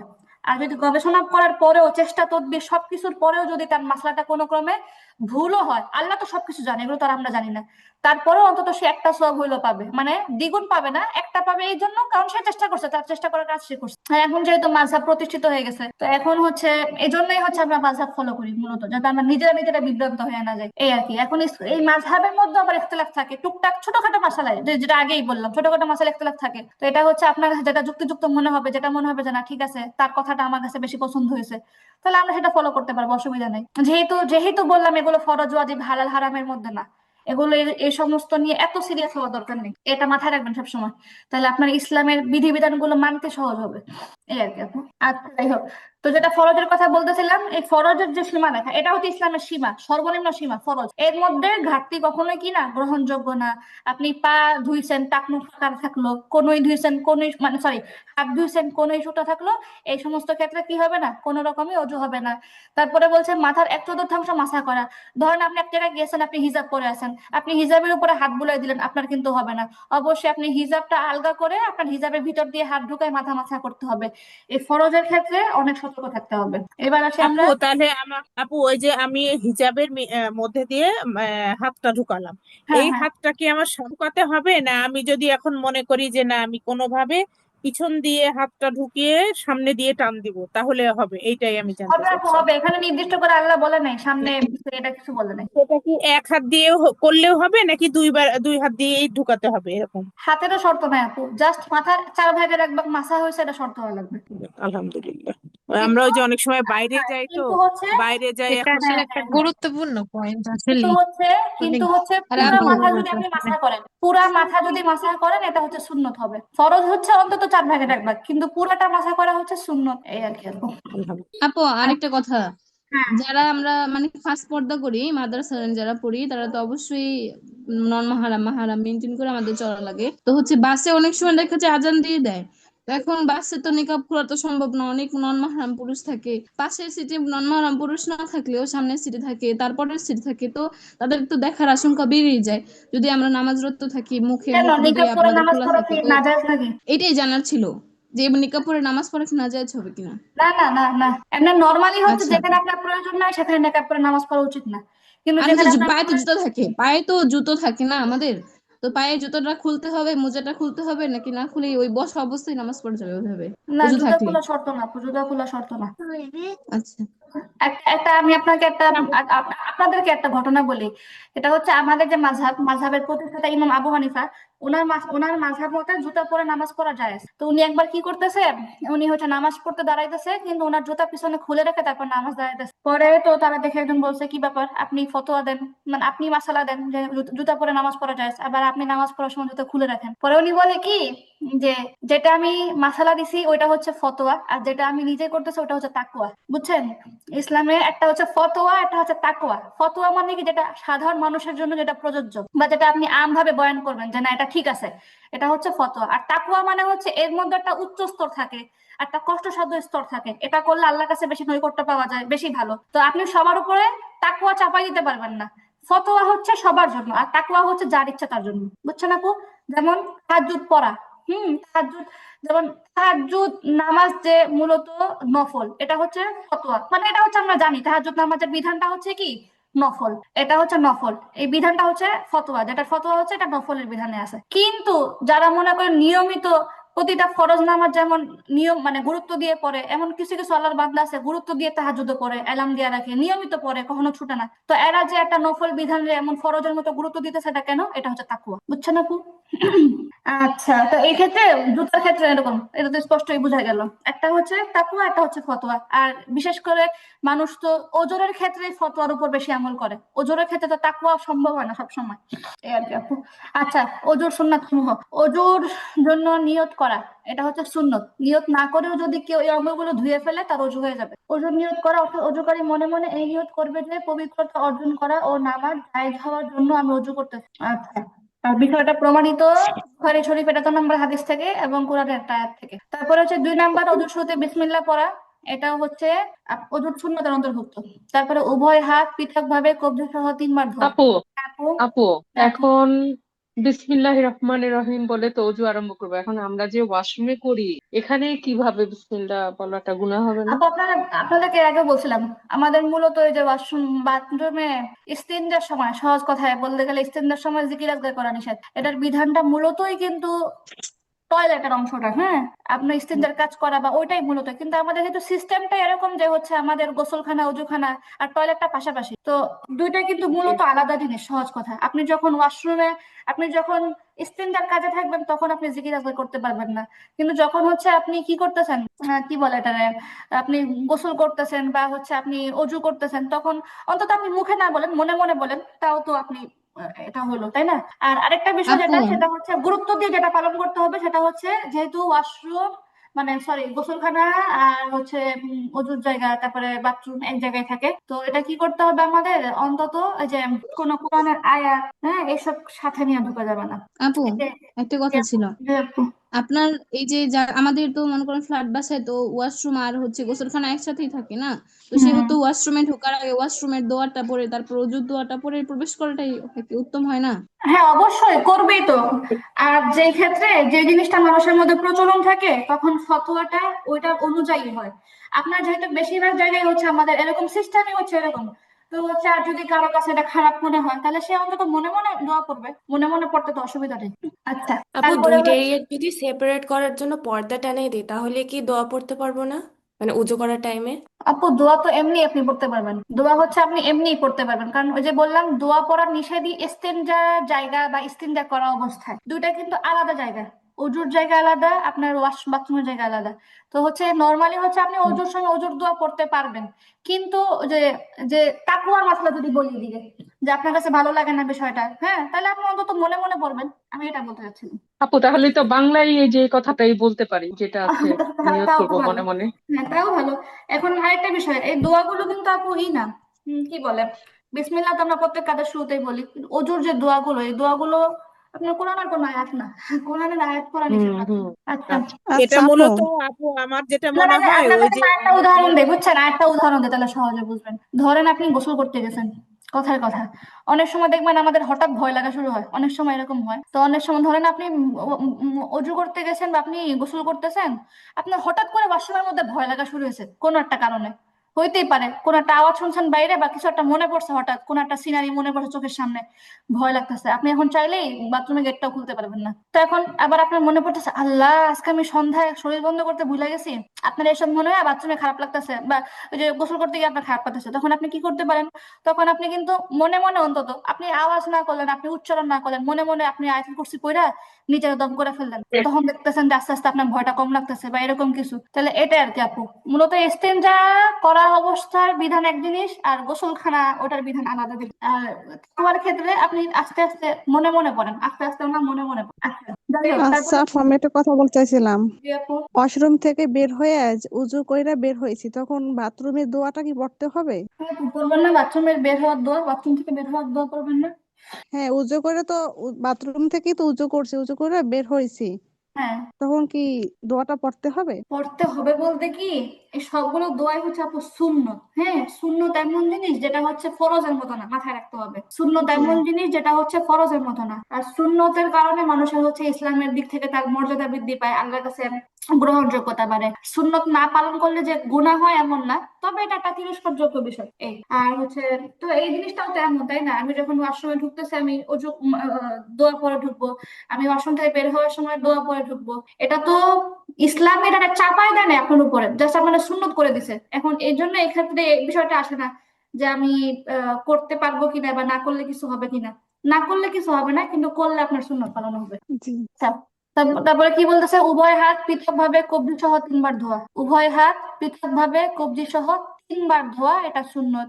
মিসওয়াক করা সুন্নত। 3 বার কুলি করা সুন্নত। 3 বার নাকে পানি দেওয়া, নাক পরিষ্কার করা সুন্নত। তারপরে তৎসঙ্গে প্রতিবারই নাক ঝাড়া, যাতে করে একদম ভালো মতো পরিষ্কার হয়ে যায়। তারপরে হচ্ছে প্রত্যেক অঙ্গকে পূর্ণভাবে 3 বার করে ধোয়া সুন্নত। মানে একবার করে ধোয়া তো হচ্ছে ফরজ, আর 3 বার যদি ধোন আপনার সুন্নত পালন হবে। তারপরে কি বলতেছে 9 নাম্বার, দুই হাতে মুখ ধোয়া এবং মুখমণ্ডল ধোয়ার সময় দাড়ি খিলাল করা পুরুষের জন্য, এটা সুন্নত। এখন এই যে মুখমণ্ডলের বিধানটা, যেমন আপনি তো চাইলে এক হাত দিয়েও মুখ ধুয়ে ফেলতে পারেন, কিন্তু 2 হাত ব্যবহার করা এটা হচ্ছে সুন্দর এবং এটা একটা কাজের সৌন্দর্য। তারপরে 10 নাম্বার হচ্ছে হাত ও পা ধোয়ার সময় আঙ্গুল সমূহ খিলাল করা। মানে হাতের আঙ্গুল, পায়ের আঙ্গুলের মধ্যে একদম আঙ্গুলের ফাঁকে আঙ্গুল ঢুকায় যাতে একদম ভালো মতো পানি যায়, কোনো চিপা চাপা যেন শুকনো না থাকে, এরকম ভাবে মানে আঙ্গুল দিয়ে খিলাল করা হচ্ছে সুন্নত। তারপর সম্পূর্ণ মাথা একবার মাথা করা সুন্নত। 12 নাম্বার, এই দেখি উভয় উভয় কান মাথা করা, এটা হচ্ছে কি সুন্নত। আর এটার হাদিস নাম্বার কত, এটা হচ্ছে তিরমিজি। আপনার জানি প্রসিদ্ধ হাদিসের গ্রন্থ হচ্ছে মোট 6টা, এর মধ্যে একটা হচ্ছে তিরমিজি, বুখারী, মুসলিম, তারপরে তিরমিজি সিরিয়াল। উভয় কান মাসা করা, উল্লেখ্য যে কানের ছিদ্রের মধ্যে, কানের ছিদ্র বলতে কিন্তু কানের দুলের ছিদ্র বোঝায় না, ঠিক আছে? কানের ছিদ্র মানে এমনি কানের ফুকারে, এই কানের জি ছিদ্রের মধ্যে কনিষ্ঠ আঙ্গুল ঢুকে, খেয়াল করি একটু ইমাজিন করি তাহলে বুঝতে পারবো। কানের ছিদ্রের মধ্যে কনিষ্ঠ আঙ্গুল ঢুকায় মানে একটু নাড়াচাড়া করব, ঠিক আছে? তারপর হচ্ছে ভিতরের দিক থেকে, আর কি বলতেছে, এবং ভিতরের দিক থেকে অবশিষ্ট অংশে শাহাদাত আঙ্গুল দ্বারা মাথা করা। মানে আপনি তো আপনার কনিষ্ঠ আঙ্গুলটা ঢুকালেন কোথায়, কানের ছিদ্রে, তাই না? তো কানের ছিদ্রের বাইরেও তো কানের জায়গাগুলো আছে না, একটু আমাদের কানটা তো কেমন এই একটু চিপা চাপা থাকে, তো এই জায়গাগুলোতে আমাদের যে শাহাদাত আঙ্গুল, ওই জায়গাটা দিয়ে মলা বা ওই জায়গাটাতে একটু ঘষা, বীজ আঙ্গুলটা ঘষা। আর হচ্ছে আরেকটা জায়গা এখানে উঠে নাই, সেটা হচ্ছে আপনার যে বৃদ্ধ আঙ্গুল আছে, বৃদ্ধ আঙ্গুল দিয়ে কানের বাইরের দিকে মাসাজ করা। তো বিষয়টা কি, সেটআপটা কেমন হবে, কানের মানে 2 হাতের যে কনিষ্ঠ আঙ্গুল কানের ছিদ্রে যাবে, 2 হাতের শাহাদাত আঙ্গুলটা কানের যে আশেপাশে এই জায়গাটা মাসা করবে, এবং বৃদ্ধাঙ্গুলটা কানের পিছনের দিকে মানে ঘষবে আর কি, মাসা হয়ে যাবে সুন্দর মতো। কানের দুই মূল যাই থাক অসুবিধা নাই। তারপরে হচ্ছে 12 নাম্বার, 12 নাম্বার তো গেল। তারপরে হচ্ছে 13 নাম্বার। আর একটা আমি মাঝখানে একটু করে নিই, আমি বলতে চেয়েছিলাম আমরা যখন হাতটা ধুই, অনেক সময় হয়তো আমরা মগের পানি নিয়ে হাতটা একবার একবার 3 বার করে ধুলাম, কিন্তু যদি আমরা ওই যে যখন গোসলের মধ্যে বা অনেক সময় ট্যাপ ছেড়ে যদি আমরা হাতটা দিয়ে ওইটা যদি এক হাতেরটা আবার আর এক হাত দিয়ে আমরা এই করি, এটা এটা কত দূর কি করতে হবে? আপু ট্যাপের নিচে তো সরাসরি হাত দিয়ে দিলেই হয়, এক হাত দিয়ে আরেক হাত কেন হবে আপু?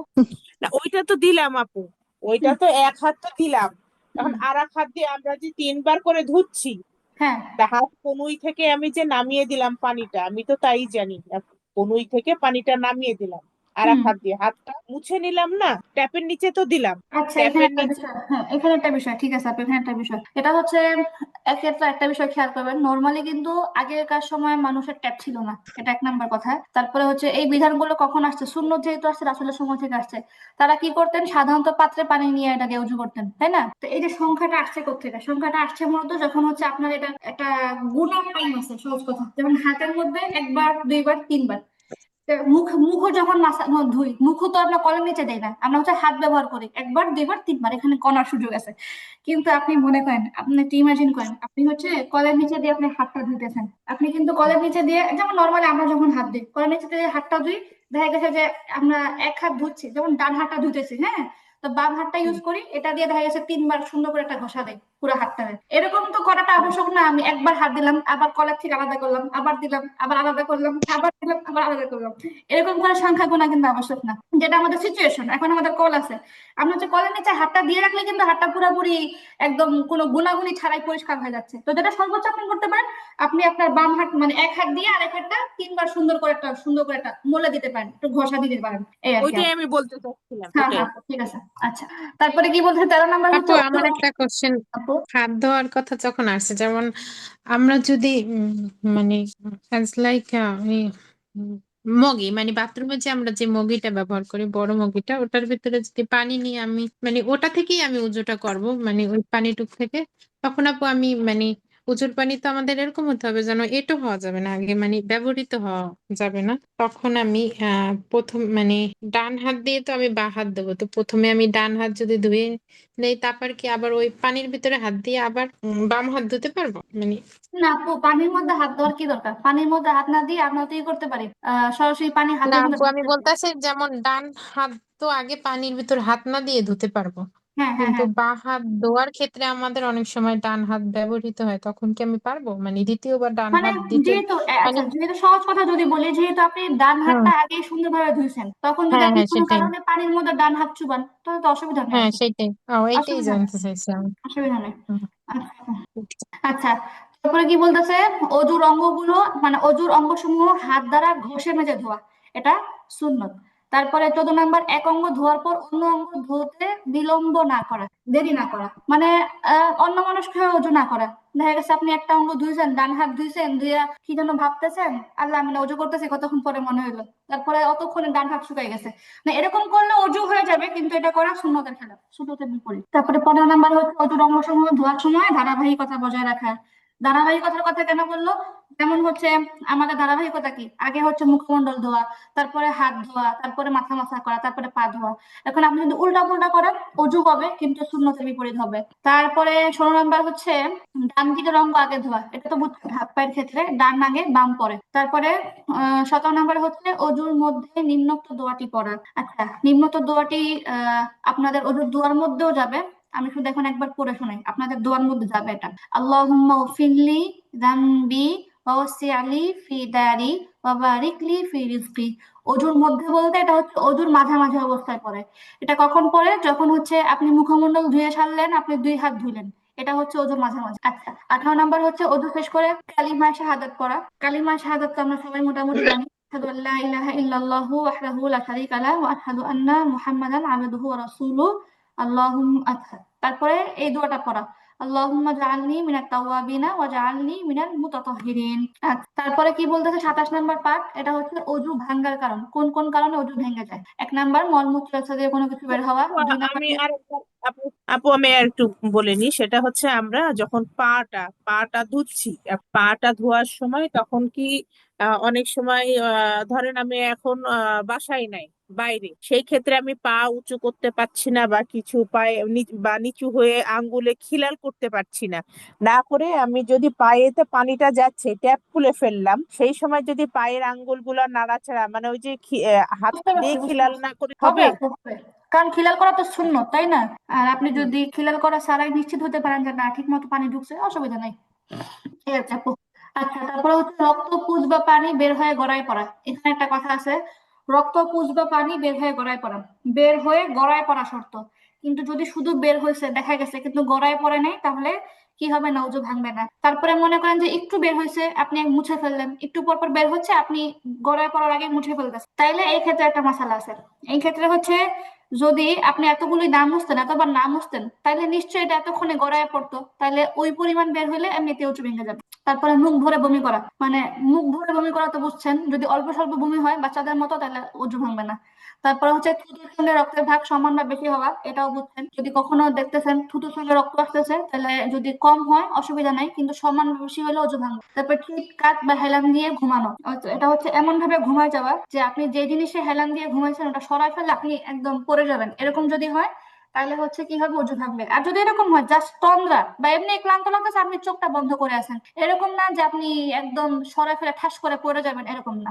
জাস্ট হচ্ছে ওইটা কোনো ঘুম না, মানে আপনি সব শুনতেছেন, জানতেছেন, আপনি বুঝতেছেন, আপনার অনুভূতি শক্তি এখন আছে, ওইটা ওই সমস্ত হইলে অসুবিধা নেই। তারপরে হচ্ছে মানে আমার যদি ঘুম ঘুম আপু, আমার যদি একটু ঘুম ঘুম আসে অজু অবস্থায়, হ্যাঁ, ঘুম ঘুম আসে অনেক সময়, আমি মনে করলাম যে না আমি এই যে ইফতারটা করেছি, তাকে হ্যাঁ, ইফতারটা হওয়ার পরে আবার ওই যে ক্লান্তিটা একটা হ্যাঁ, আসছে, হ্যাঁ। একটু মানে ঝিমুনি ঝিমুনি আসছে, তাহলে এই ক্ষেত্রে কি অজু ভেঙে যাবে? সেটাই আমি বলছি, যে নামাজ পড়বো তা ওই মাঝখানে যে একটু ঝিমুনি মতো এসছে, না না, এ তাহলে তো কি না, এ অজু? তো হবেই না, এটা তো ভাঙবেই না, ঠিক আছে। কিন্তু ওই যে বললো না, শীত কান বা হেলান দিয়ে ঘুম যাওয়া, দেখা গেছে যে আপনি এরকম, আপনি অনেক সময় ঘুম ঘুম আসছেন জানাই তো আমি একটু একটু বিশ্রাম নিব, কিন্তু হঠাৎ করে আপনি এত গভীরে চলে গেছেন, এটা নিজে অনেক সময় বোঝা যায়। আসলে দেখা গেছে আমি শুয়েছি, আমি একটু পরে উঠতেছি, কিন্তু আমার যদি ঘুম চলে আসে, অবশ্যই ঘুমটা ভাঙার পর আমি বুঝতে পারি যে না, আমি তো ঘুমাই গেছিলাম। তাই এটা যেহেতু অজু আমি নিজে করবো, নিজেরই বোঝাটা সবচেয়ে বেশি জরুরি। যদি এরকম হয় আপনি নিশ্চিত যে না, আপনি ঘুমান না এতক্ষণ, পুরো সময়টাই আপনি জেগেছিলেন, তাহলে তো অসুবিধা নাই, আপনি শুয়ে থাকেন যাই থাকেন, আপনি উঠে নামাজ পড়তে পারবেন। কিন্তু যদি আপনার একটু মাত্র মনে হয় যে না, আমি তো ঘুমাই গেছিলাম বা মাঝখানে আমার তো একটু কন্ট্রোল চলে গেছিল, তাহলে হচ্ছে আপনি অজু করে নিন, এরকম। আচ্ছা, তারপরে কি বলতেছে, পাগল মাতাল অচেতন হওয়া, মানে হচ্ছে হঠাৎ করে যদি মানুষের হুঁশ জ্ঞান হারা যায়, হঠাৎ করে তার কি একটা কিছু হয়েছে, হঠাৎ করে সে পাগলামি শুরু করছে, মানে তার মাথা কাজ করতেছে না, তারপরে হচ্ছে বেহুশ হয়ে গেছে, এই সমস্ত হলো অজু ভেঙে যায়। তারপর হচ্ছে নামাজে উচ্চ করে হাসা। এখন নামাজের উচ্চ করে হাসা, এটা হচ্ছে, এটা একটা মশালা। নামাজের মধ্যে যদি মানুষ মুচকি হাসে, যে মুচকি হাসির কোনো আওয়াজ হয় না, তাহলে নামাজে অজুও ভাঙবে না, নামাজও ভাঙবে না। নামাজে যদি কেউ একটু জোরে হাসে, এমন ভাবে হাসে যে সে নিজেই শুনতে পাইছে, আশেপাশে কেউ শুনে নাই বা থাকলে শুনতো না, তাহলে হচ্ছে শুধু নামাজ ভাঙবে কিন্তু অজু ভাঙবে না। আর যদি নামাজে জোরে হাসে, যে পাশে কেউ থাকলে সেও শুনতো, তাহলে তার অজুও ভেঙে যাবে। আচ্ছা আপু, তাহলে আজকে এতটুকুই থাক ইনশাল্লাহ। আহ আজকে 27 নম্বর ক্লাস গেল, তাই না? সর্বোচ্চ হলে ক্লাস হয়তো 30টা শেষ করব, তো এই আর কি আপু। এই কয়দিন ক্লাসে নিয়মিত থাকেন ইনশাল্লাহ। আমাদের হচ্ছে আর দোয়াগুলো বাকি আছে না, আমাদের সূরাগুলো রিভাইজ মানে মাস্ক করব, তাহলে কমপ্লিট ইনশাল্লাহ। আচ্ছা আপু, আল্লাহ সবাইকে ভালো রাখুক, সুস্থ রাখুক। আসসালামু আচ্ছা আপু, আলাইকুম। দ্বিতীয় ব্যাচের আসসালামু আপুদের ছুটি, আলাইকুম। দ্বিতীয় ব্যাচের আপুদের ছুটি, কিছু নতুন আপু আছে, তাদের সাথে কথা বলতে হবে। দ্বিতীয় ব্যাচের আপুরা চলে যান, হ্যাঁ। আচ্ছা, এখানে যেই নতুন আপুরা আছেন তাদের হচ্ছে বেশিরভাগই নামটা লিখা নাই, আপু আপনারা একটু রেসপন্স করেন। আপু, আমার নাম ক্যারিতে লেখা আছে, আমার নাম হলো জান্নাতি। হ্যাঁ আপু, আপনারটা লিখা আছে আপু। আচ্ছা যাই হোক, তানিয়া আপু শুনতে পাচ্ছেন? আসসালামু আলাইকুম আপু, হ্যাঁ শুনতে পাচ্ছি। ওয়ালাইকুম সালাম, কেমন আছেন আপু? আলহামদুলিল্লাহ ভালো আছি আপু, আপনি কেমন আছেন? আপনার কণ্ঠ কেমন কেমন শুনতেছি, অসুস্থ নাকি?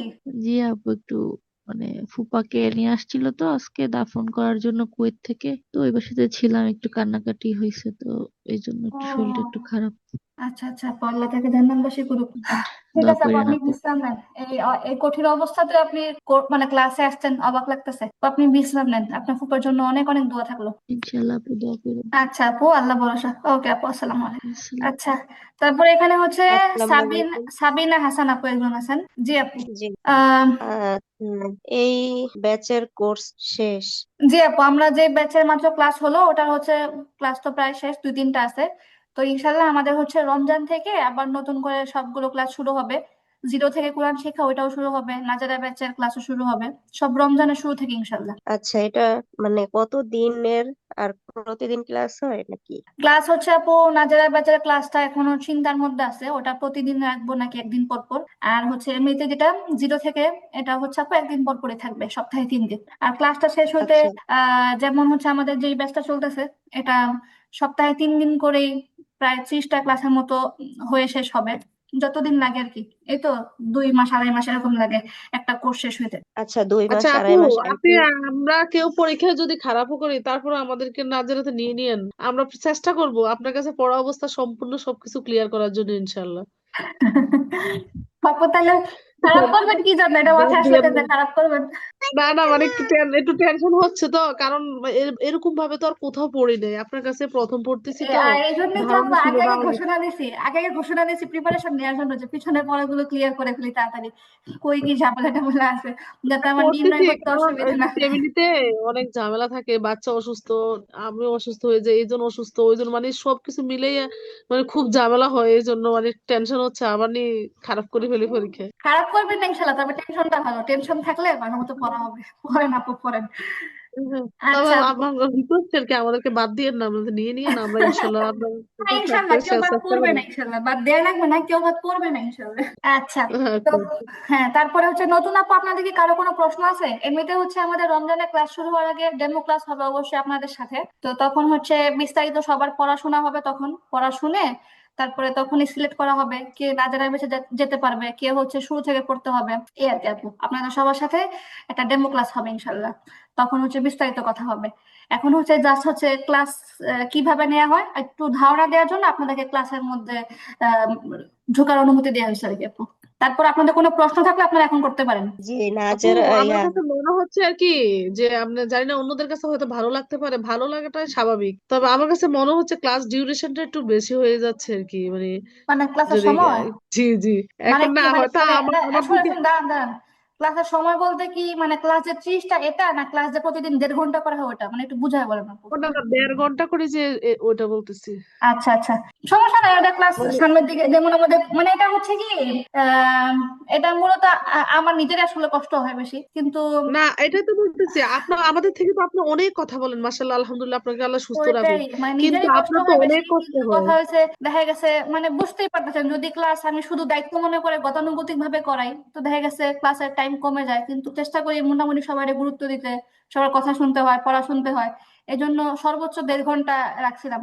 এর আগে যে প্রথম ব্যাচের যে আমাদের ক্লাস ছিল ওটা 1 ঘন্টায় ছিল, তো তারপর দেখা মানে গেছে যে 1 ঘন্টা হলে মানে কারো মনে বোরিং লাগার কথা না, মানে বোরিং তো এমনিতেই লাগে না, তারপরও মানে আর আপনারও অনেক কষ্ট, আর তাছাড়া আপনার অনেক মানে ইয়া হয়ে নিরলস চেষ্টা, আপনার জি কোনো জি ত্রুটি রাখেন আমি না চেষ্টার আমি মধ্যে, একটু থামাই, মানে কোনো আমি ফাঁকি একটু নাই, কিছু থামাই নাই, মানে বলি। একদম আপনি একুরেট ভাবে সবকিছু ঠিক রাখেন, এটা বলতেছে, এটা তো আপনারও জি কষ্ট জি হয়। আপু, জি আপু। জি আমি একটু থামাই, এই জন্যই তো আল্লাহ তাআলা বলছে যে কষ্ট কষ্ট হবে, এই জন্যই তো বলছে যে যে নিজে কোরআন শিক্ষা নেয় আর অন্যকে শিখায় সে হচ্ছে উত্তম, এই হ্যাঁ আপু কথার এই ধন্যবাদ ধন্যবাদ, হ্যাঁ।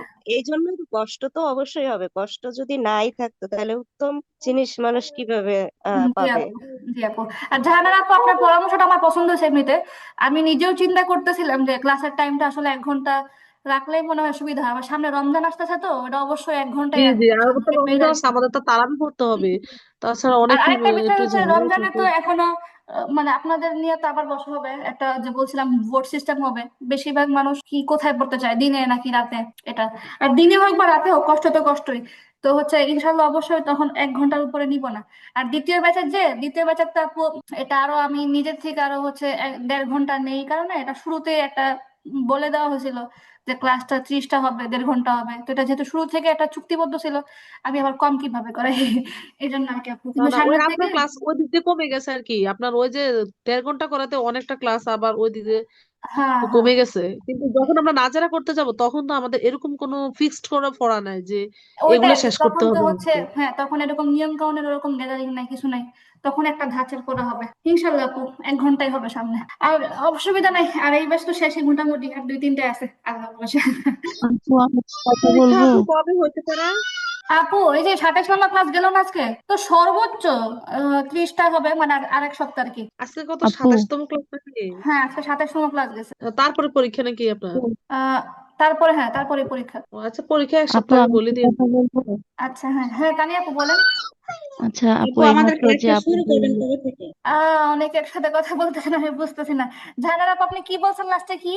আচ্ছা জাহানার আপু মিউট করছে, হ্যাঁ তানি আপু বলেন। আচ্ছা আপু এইমাত্র যে আপু বললো যে মানে 1.5 ঘন্টা ক্লাসটা হয়তো বা বোরিং লাগে না, মানে আপনার জন্য কষ্ট হয় বা সময়টা একটু লং, কিন্তু আমি প্রথম ব্যাচ হিসাবে মানে আমরা যদি পারতাম আপুরে 2 ঘন্টাও রাখতাম, এমন দিন গেছে আমাদের 2 ঘন্টা তো 15 মিনিটও আপনাদের হয়েছে। বিষয়টা, আপনাদের ম্যাটারটা অতুলনীয়, এটা আপনি বুঝতে পারছেন, আপনাদের ম্যাটারটার সাথে কিছু তুলনাই করা যাবে না। আপনাদের ক্লাস নিছি কয়টা মনে আছে? 40টা। জি আপু। আপনাদের ক্লাস নিছি 40টা, তারপরে হচ্ছে আপনাদের ক্লাসের সময় ছিল 1 ঘন্টা, আমি নিতাম 1.5 ঘন্টা, মানে এটা হচ্ছে জি ক্লাসটা আপু ওরকম তারপর ভাবে জমতো বা হচ্ছে অন্যরকম একটা কিছু ছিল, ওইটাও আলাদা জি জি অতুলনীয় আপু। যেটা বললাম। ওরকম উম, ভাবে আর কিছু হবে না। আমাদের সাথে হলো যে দুই আপু ঘন্টা আমাদের আড়াই কবে ঘন্টা থেকে এমন ক্লাস শুরু হবে? এমন হয়েছে, 2.5 ঘন্টাও হয়েছে। হুম, বিভিন্ন টপিক নিয়ে আলোচনা করা হইতো তো আপু, এই জন্য আর কি সময় চলে যেত, জি আর মনেও হতো না যে আমরা এতক্ষণ হয়ে গেছে। জি আপু। সাফরিন তো আপু, আমরা আপনি তো কিছু বলতে নতুন। চাইছেন? জি, আমার তো আমরা মনে তো হয় নতুন, এরা এখন যে যারা আমাদের আমাদের আমাদের ক্লাসটা কোনো কবে ক্লাস থেকে করায়নি। শুরু আমাদের হবে? জন্য কি কম সময় থাকবে আচ্ছা, নাকি? আমাদের ক্লাসটা শুরু হবে আপু রমজানের প্রথম দিন থেকে ইনশাল্লাহ। কয়টা থেকে শুরু বুঝতে হবে? পারছি, কিন্তু টাইম টেবিলটা ওই যে হচ্ছে আপু, আপু বললো যে 1 ঘন্টা, 1 ঘন্টায় আনতে, নাকি আমরা কি ওনাদের জন্য, নাজেরার জন্য 1 ঘন্টা করাবেন, নাকি যারা নতুন ব্যাচে ভর্তি হবে না না আপু, এটা তাদেরকে? হচ্ছে সবার হিসাবটা তো আলাদা, নতুন মানে নাজারা ব্যাচ আলাদা, জিরো থেকে কোরআন এটাও আলাদা, তো হচ্ছে ও, ওইটা। হ্যাঁ, নাজারা আচ্ছা, ব্যাচ আমি অবশ্যই, আমি একটু নাজারা জানতে ব্যাচের চাই। কথা আর একটু বলছেন আহ, যে এটা হচ্ছে 1 ঘন্টা নিয়ে আসতে। না না, আমি বলতে চাই যে আসলে এখন যারা শুরু থেকে কোরআন শিখবে, তারা আবার পরবর্তী ব্যাচে নাজেরা শিখবে, তারপরে কি কোরআন শরীফ শিখবে? আপু নাজারাই তো কোরআন, ও মানে আচ্ছা, নাজেরা। নাজারাটাই কোরআন, মানে মানে এখন হচ্ছে এইটা হলো ভেঙে ভেঙে পড়া, তারপরে পরেরটা হচ্ছে আহ, মানে নাজেরাতে কোরআন শরীফ পড়া, হ্যাঁ এখন যেটা শুদ্ধ করা, বলতেছে এটা সুন্দর হচ্ছে করা। একদম, এখন হচ্ছে একদম আলিফ বা তা থেকে শুরু করে ও যে একদম কোরআনের আয়াত পর্যন্ত পড়ছে, যে আজকে আপুর আমার সাথে কোরআনের আয়াত মাস্ক করছে, ভেঙে ভেঙে পড়া, হ্যাঁ ঠিক বলছেন। আর হ্যাঁ, নাজারা যেটা, এটা হচ্ছে একদম একদম ইজিলি কোরআন থেকে রিডিং পড়া। ইজিলি পড়া, সুর সুর সুর সুর দিয়ে পড়া আর কি। হ্যাঁ, তালে তালে পড়া, ওই আর কি আপু, হ্যাঁ। ও, আর তারপরে হ্যাঁ ইনশাল্লাহ। কিন্তু কিন্তু হ্যাঁ একটা আপু, কথা হচ্ছে কি, এটা কি মানে এখন রমজান মাসে শুরু করলে আবার 2-2.5 মাস লাগবে শেষ হইতে? রমজান মাসে শুরু করলে, হ্যাঁ শুরু করলে তো 2-2.5 মাস লাগবে, যেহেতু জিরো থেকে ক্লাসটা হচ্ছে একদিন পর পর, আর ক্লাস তো মোটামুটি 25 to 30 এরকম তো একটা টাইম লাগে ক্লাস শেষ হইতে। আর হচ্ছে নাজারা ব্যাচেরটা আমি এখনো চিন্তা করতেছি, ভাবতেছি এটা যদি প্রতিদিন করা যায় তো রমজানই শেষ হয়ে যেত একটা ব্যাচ, এটা ভাবতেছি এখনো, দেখি কি করা যায়। প্রতিদিন প্রতিদিন করলে হয় কি, মানে সবাই এই চাপটা নিতে পারে না, যেমন এটা আবার কেন প্রতিদিন বলছিলাম, পড়া কমপ্লিট হ্যাঁ করা। হ্যাঁ, মানে এটা কেন হ্যাঁ, আবার বলছিলাম, মানে নাজারা ব্যাচটা, নাজারা ক্লাসটা ওরকম না, নাজারা ক্লাসটা এমন, ওটা হচ্ছে যেহেতু নতুন করে কোনো নিয়ম কানুন মুখস্থ করার চাপ নাই, আবার হচ্ছে দেখা হুম, গেছে যে ক্লাসের পড়া ক্লাসেই হয়ে যাবে, এতগুলো মানুষ একই পড়া শোনাবে, একই পড়া মাস্ক হবে, ওটা নতুন করে হুম, নিজের কিছু পড়তে হবে এমন কিছুই না, যেহেতু রমজান, রমজানের মধ্যে মানুষের আবেগ অনুভূতি সবকিছু অন্যরকম থাকে, ইবাদতের প্রতি একটা আগ্রহ হ্যাঁ, থাকে। হ্যাঁ, তো রমজানে আমি জি। মনে করি, আমরা তো এমনি তো তিলাওয়াত দিই তাই না, তো তিলাওয়াতের শুদ্ধ করার জন্যই আমরা যদি 1 ঘন্টা নিয়মিত একটা সময় দেয়, তাহলে মনে হয় না মানে অনেকের চাপ হবে। তারপর এটা আমার ব্যক্তিগত সিদ্ধান্ত, এটা হচ্ছে অবশ্যই সবার কথার উপরে ডিপেন্ডেন্ট, এটা আমার নিজের একার কিছু না। আচ্ছা, এই যে শূন্য থেকে যে পড়াটা, ওইটা কি রমজানের পরে শুরু করা যায়, মানে না, রমজানের পরে শুরু হবে না, এটা আরো আগে শুরু করার কথা ছিল, কিন্তু তারপরে সময় নিলাম, রমজান থেকে শুরু হবে ইনশাল্লাহ। কিতা করে কাটবে আমাকে? তবে কারণ আপু ক্লাসটা মনে হয় রাতে দিলে ভালো হবে, কারণ রাতে তো পরিবেশটা একটু নিরিবিলি থাকে আর মনোযোগ মানে আমাদের মনোযোগ থাকে। এক একজন না দিনে এক এক তো কথা বুঝতে বলতেছেন, হ্যাঁ এই জন্য আর কি হয়েছে, অনেক আপুর আবার রাত জাগা বলতেছেন যে ভালো না আপু, আছে। মাগরিবের পরে তো ইফতার থাকে না, তারাবি থাকে, কষ্ট হয়ে যায় ওই সময়, তারাও অনেকে এই যুক্তিও দিছে। তো এখন এই জন্য এটা হচ্ছে ভোট আকারে হবে, যে কোন দিকের মানুষ বেশি যেটা বলে, ওটাই আর কি। না না, মাগরিবের পরে হইলে হয় কি, মানে যারা গৃহিণী আছে তাদের যারা ছোট বাচ্চা না, আছে, ওইটা হাজবেন্ড মাগরিবের পরে বাসায় দেওয়া চলে, যাবে না, দিলে আপনি হাজবেন্ডও বাসায় সাড়ে চলে আটটা আসে। বা নয়টা, আপু সাড়ে আটটা বা নয়টা দিতে পারেন, তাহলে আমাদের সব ওটা কাজ আর কি, শেষ হয়ে দিলে তো যাবে। অবশ্যই, দিলে অবশ্যই 8টার পরে দিতে হবে, নয়। রাতে থাকলে অবশ্যই 8টার হ্যাঁ। পরে থাকবে, এখন যেমন আছে আপু, তখন। এটা দিলে 9:30 দিলে তো আপনি ইফতার করতে পারবেন না। আপু আপু না, আবার সকালে আমি দিলে হিসাব কেমন করলাম, হয়? আমি হিসাব করলাম আপু, যদি 1 ঘন্টা থাকে তাহলে আমার ইফতার টাইম হবে আপনাদের সময় প্রায় 10টার দিকে, আপনাদের সময় রাত 10টার দিকে, মানে আস্তে তাহলে আস্তে সময় আমি তো সাড়ে আটটা দিতে সময়। পারি আপু। হ্যাঁ, এখন টাইম টেবিল এগুলো আসলে এখন কিছুই আমি বলতে পারতেছি না, এটা পরে সিদ্ধান্ত হবে, সবার উপরে ভিত্তি করে সিদ্ধান্ত হবে। আচ্ছা আপু, ঠিক আছে তাইলে, আল্লাহ সবাইকে ভালো রাখুক, তাহলে আপু ঠিক আছে, যাই তাহলে, আসসালামু আলাইকুম। ওয়ালাইকুম আসসালাম ওয়া রাহমাতুল্লাহি নি ওয়া আপু, বারাকাতুহু। জি আপু। আপনার আল্লাহ সুস্থ করে দিক, আপনার মন অনেক খারাপ আজকে, এমনিতে নর্মালি হচ্ছে কিছু বলার থাকলে আপনি সরাসরি আমার কল দিয়ে, অসুবিধা নাই। এই আর কি আপু। আর আমি বলবো করে যে আজকে হুজুর এই যে এটা পড়াইলেন না, হ্যাঁ আপু, তো হইলো যে কই বলেন। তানি আপু, নেটওয়ার্কে মনে হয় সমস্যা। আচ্ছা আমি রাখতেছি আপু, আমি আপনার পরে কল দিব না, কি যেন বলতে চাইছিলেন। আচ্ছা, আসসালামু আলাইকুম।